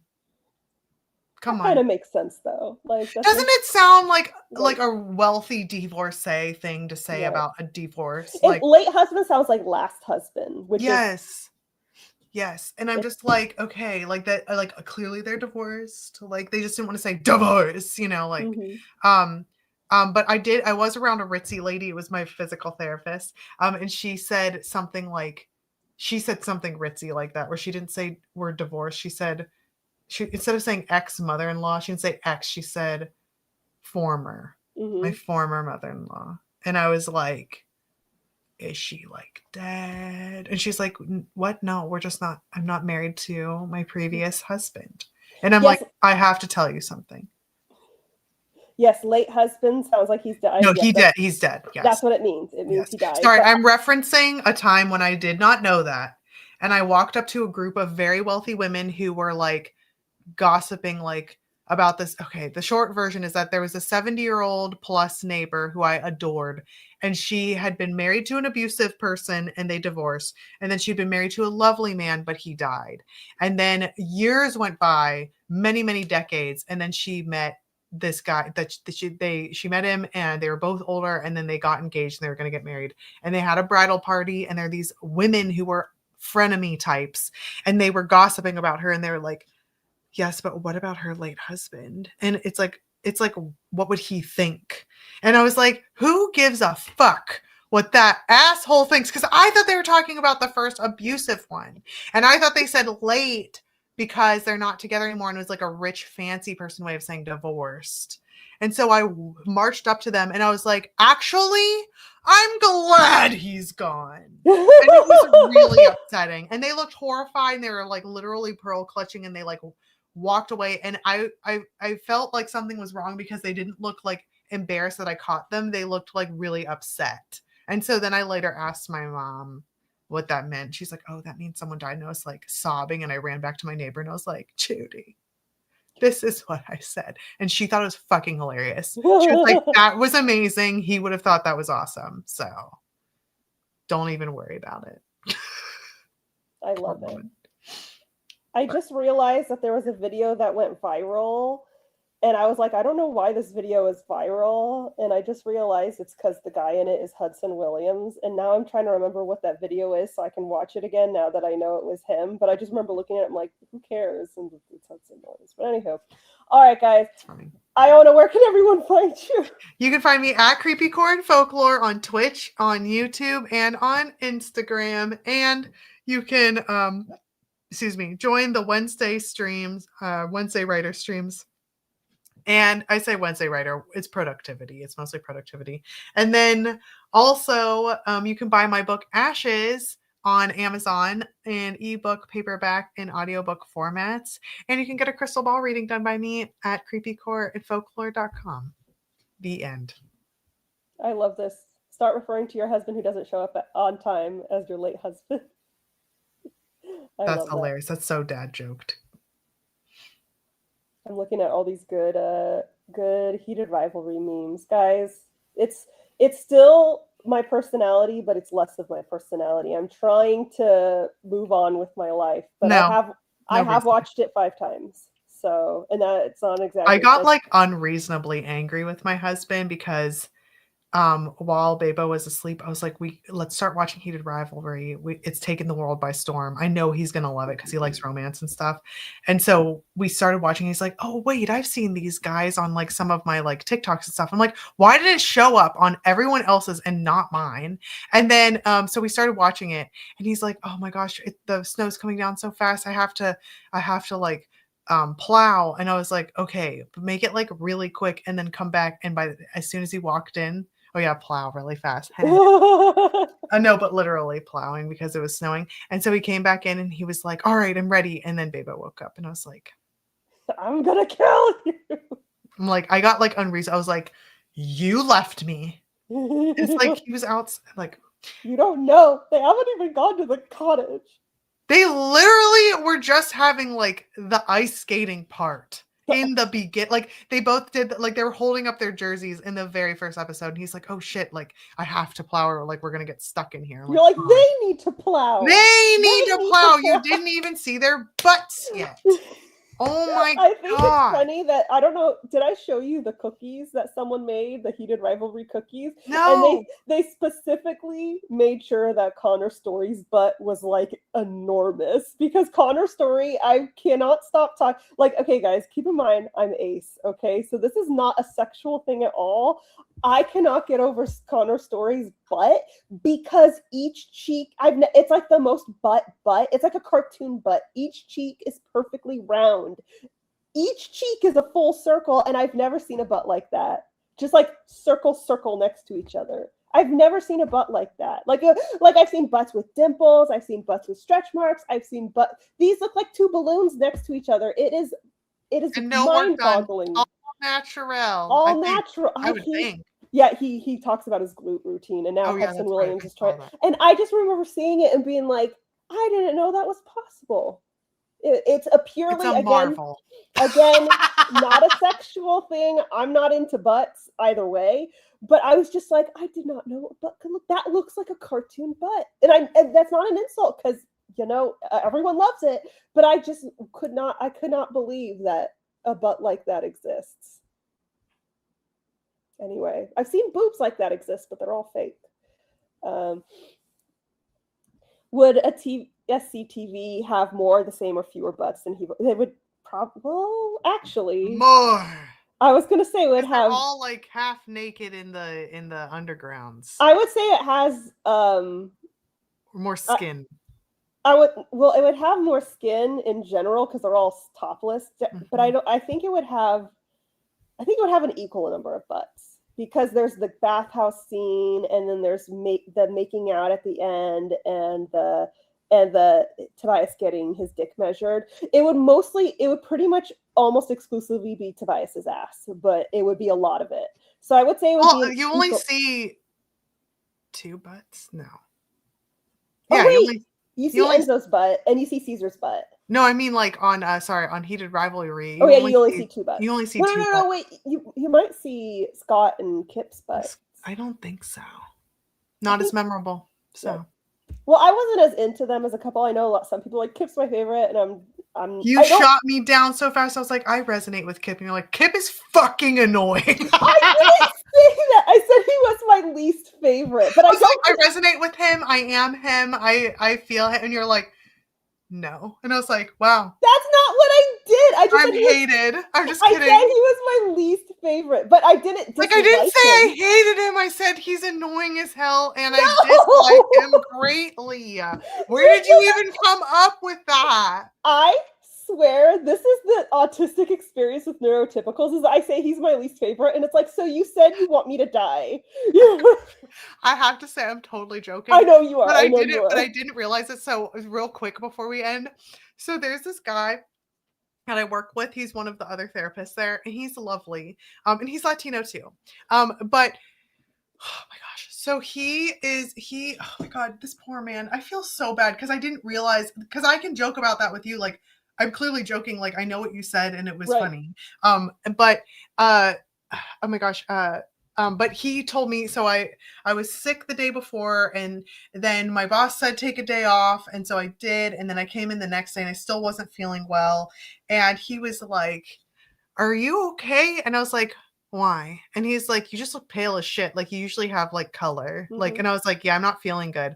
And I was like, but I love that you waltzed in here and told me I was ugly. And he was like, I didn't say that. And I was like, no, I'm joking. He's like, no, you just perceived that. That's not what I said. I was like, no, I'm joking. I'm joking with you. And so I was like, okay, well, he didn't get it, but like, it's fine. I'll just tell other people the joke. So, and I said it funny. Like, I said it funny. I was like, that's like me and your face girl in high school. Your face someone said, don't forget to close the door. And I said it just like this, don't forget to close your face. I did the head like, thing get a grip, guys. Like, close your face. She was like, wow, Jenna, that's really mean. And I said, your face is really mean. And she's like, you don't have to be so, I don't know, direct, or you don't have to be so whatever. And I said, your face is direct. And I was like, what you're saying? I thought she was bantering with me, and then she started crying, and I was like, wait, are you crying? What is happening? And this other person goes, I think you've done enough, Jenna. And I'm just like, I I didn't even do anything. No, but that's what happened was, so he was sitting there and I waltzed in I hate and he was like, I'm neurotypicals. glad to see you're feeling better. So sweet. So kind. Very attuned guy. Very, very sweet. And I go, yeah. You know what he did yesterday? He walked in, said I looked horrendous. He said I should, he said I was ugly. And I said, I'm doing it like this. He said I was Right. ugly. He said that I was an assault to his senses when he saw me. And like, I'm obviously joking. Also, he would never say that he's so kind. And the two women that were in there were like, what the fuck? To him! To him! And I was like, no, no, no. No, no, no, no, no, no, no, no. Oh no. No, no, no. No, no. He was fine. No, I was joking. And they were like, I can't believe you fucking said that. I was like, no, don't believe it. He didn't say it. Don't believe it because he didn't say it. This is what I hate. Okay. I'm a witty, funny lady. Like, this is what I hate about neurotypicals, because when it's obviously a joke, they take it as serious. And then when it's not obvious it's a joke, it's like, how did you not get it? And it's like, I hate you guys. Oh my God, I can't. I'm just like, I don't know what just happened. And he was like, I'm so sorry. I'm sorry you perceived it that way. And I was like, first of all, that's not how you apologize. Yeah. Second of all, I didn't perceive it that way because it didn't happen because it's a joke. Like, do I have to explain that it's funny because you would never fucking say something like that? And I'm clearly exaggerating. I guess I have to explain this. So that was a whole thing. I had to like apologize. It was not good. This reminds me of, and it's like totally different, but this is the role reversal, and it's me doing the ADHD of this. Reminds me of a thing. I remember I was in a group chat with, and I will never forget this. Off to a rough start. Because it was it's like the pinnacle of neurotypical experience where, I was in a group chat with two authors, guys. One of them went on to be extremely problematic and got canceled. Okay. This was before that. The problematic one asked for advice on something, and I gave advice, and they didn't like the advice and countered it. And then I disagreed with them, and I explained why their countering didn't make business sense, and it didn't make ethical sense. So I said, a little more concerning. Yeah, that didn't make sense because of X and because of Y. And then the other person in the group chat and another person, I forgot they were there, they agreed with the person who later got canceled. And I restated points X and Y because I have under the disbelief that I've always, not lately, but at the time I was still under the misconception that if you prevent facts to people, they will understand and change their mind. But then it became clear that the person just wanted to do what they wanted to do. They didn't actually want advice, and I let it go. But because I disagreed and presented facts twice, they were like, wow, Jenna, like, you're really mad. And then they kept referencing it, saying, remember that like time you got angry, and oh, everything changed the time you got angry. And every single time I'm like, oh my gosh, we are adult women. We are adult women in our 30s. We know that we can disagree and it's not anger. Just because I disagreed with you didn't mean I was angry. It just meant you asked for advice. I gave advice. And then you said something that was factually incorrect. And I was telling you why it was incorrect because it was a business question and I didn't want you to get in trouble. But she eventually got in trouble and whatever. But it went on for like a year later. They're like, oh yeah, both of the people, the authors would be like, oh, that time you got mad. And I'm just like, what is it with what are you talking about? It's milky white, but not upsetting. Or sorry, but more upsetting or upsetting in general. Yeah, and it got to a point where it's like, well, now I'm mad because you're accusing me of something that's not telling true, me and what to feel. And the problem is if you keep saying I wasn't mad, it sounds fake. It sounds like you were mad, and it's like, but I'm mad now. I'm annoyed now. It's like the double-edged sword of like, I'm mad now, and also I wasn't, but also I shouldn't have to defend myself. And also, like, you obviously don't listen to facts whenever I present them to you. And that's the neurotypical experience, is because, I mean, people have seen it in Cyborg Central. I'll disagree with someone, that one person. I'll disagree with someone and they'll lose their fucking shit. And it's like, disagreeing with someone doesn't necessarily mean anger. It doesn't necessarily mean it's a confrontation. It doesn't mean it's an argument. But people are so soft that, especially neurotypicals, that they take any disagreement as an argument. And it's like, no, you asked you asked a question, and I am answering your question. Mm-hmm. You provided a rebuttal, and I explained why your rebuttal was factually and business factually as well as business ethically incorrect. And that means I'm arguing with you. And I think it comes down to, I gave an answer you didn't like, and you felt some kind of way. So I must have felt some kind of way. The therapist in me is like, no, that totally makes sense, because it's like that same like weird misunderstanding, and it's like angering. Well, the other thing too is like, the therapist in me is like, okay, clearly they're subconsciously reproducing what it was like in their family of origin to have a disagreement. But that's for them to figure out when they're triggered, and not to like push that on other people. Right. And because that's how it was in my family, is anytime I disagree with something, it became explosive, you know? So like, that's something that I experienced in my family, but I don't explode on people who disagree with me. Although anytime I disagree with someone, everyone's like, oh, you're so mad. And it's like, but autistic people, I don't have that experience with, you know? We disagree all the time, and I don't have that experience. Milky White, take 2. Man eater. Man eater. I was actually right that time. And I immediately looked it up, and I go, oh, this is the definition. And that was it. But it's like, I love how we both looked up the definition too, and I was like, oh, you're right. And you were like, no, it says many sexual partners. I'm like, never mind, I was right one whole time. And that's another thing, is like people who can't admit when they were wrong, you know? And it's like, I'm just sitting here like, oh yeah, IONA's right. It's just, but yeah. So, but it's just kind of funny, because that person has since been canceled because of unethical. Because they were unethical. So like, hello. But I was the attacker, and so like, I'm telling the story, and it's like, well, you sound mad now. I'm not mad anymore, but I wasn't mad when I first told them the information, but it started pissing me off that these two authors kept bringing up, oh, you were mad. That started pissing me off, where it's like, stop telling me how I felt when it wasn't true. And now it's like, at this point, it's like, well, they got canceled for being unethical. So exactly. See, Lefty gets it, because they're also neurodivergent. People equate disagreeing to fighting. It just means you have a different opinion. It's one thing if it's like disagreeing about like, you know, racism, or like, oh, you know, people of color are people too. But like, people will think I'm fighting with them because they'll be like, oh, do you like anime? And I'm like, no. And they're like, whoa, you're so aggressive. It's like, I said one word. Yeah. It's fine. But anywho, all that said, we were supposed to sign off, but we're having a. That's okay. I wanted to tell a story, and then we both told stories. It was a good now story. It's perfectly ending. Oh, look at her little boba pearl eyes. You're so beautiful. Thank you. He's so cute. Her whiskers are very tickly. I love her satin tuffet. I know.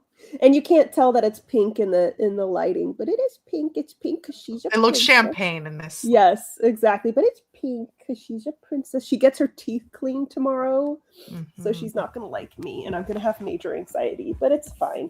Okay, guys. Thank you for joining the stream. This one was a super fun one.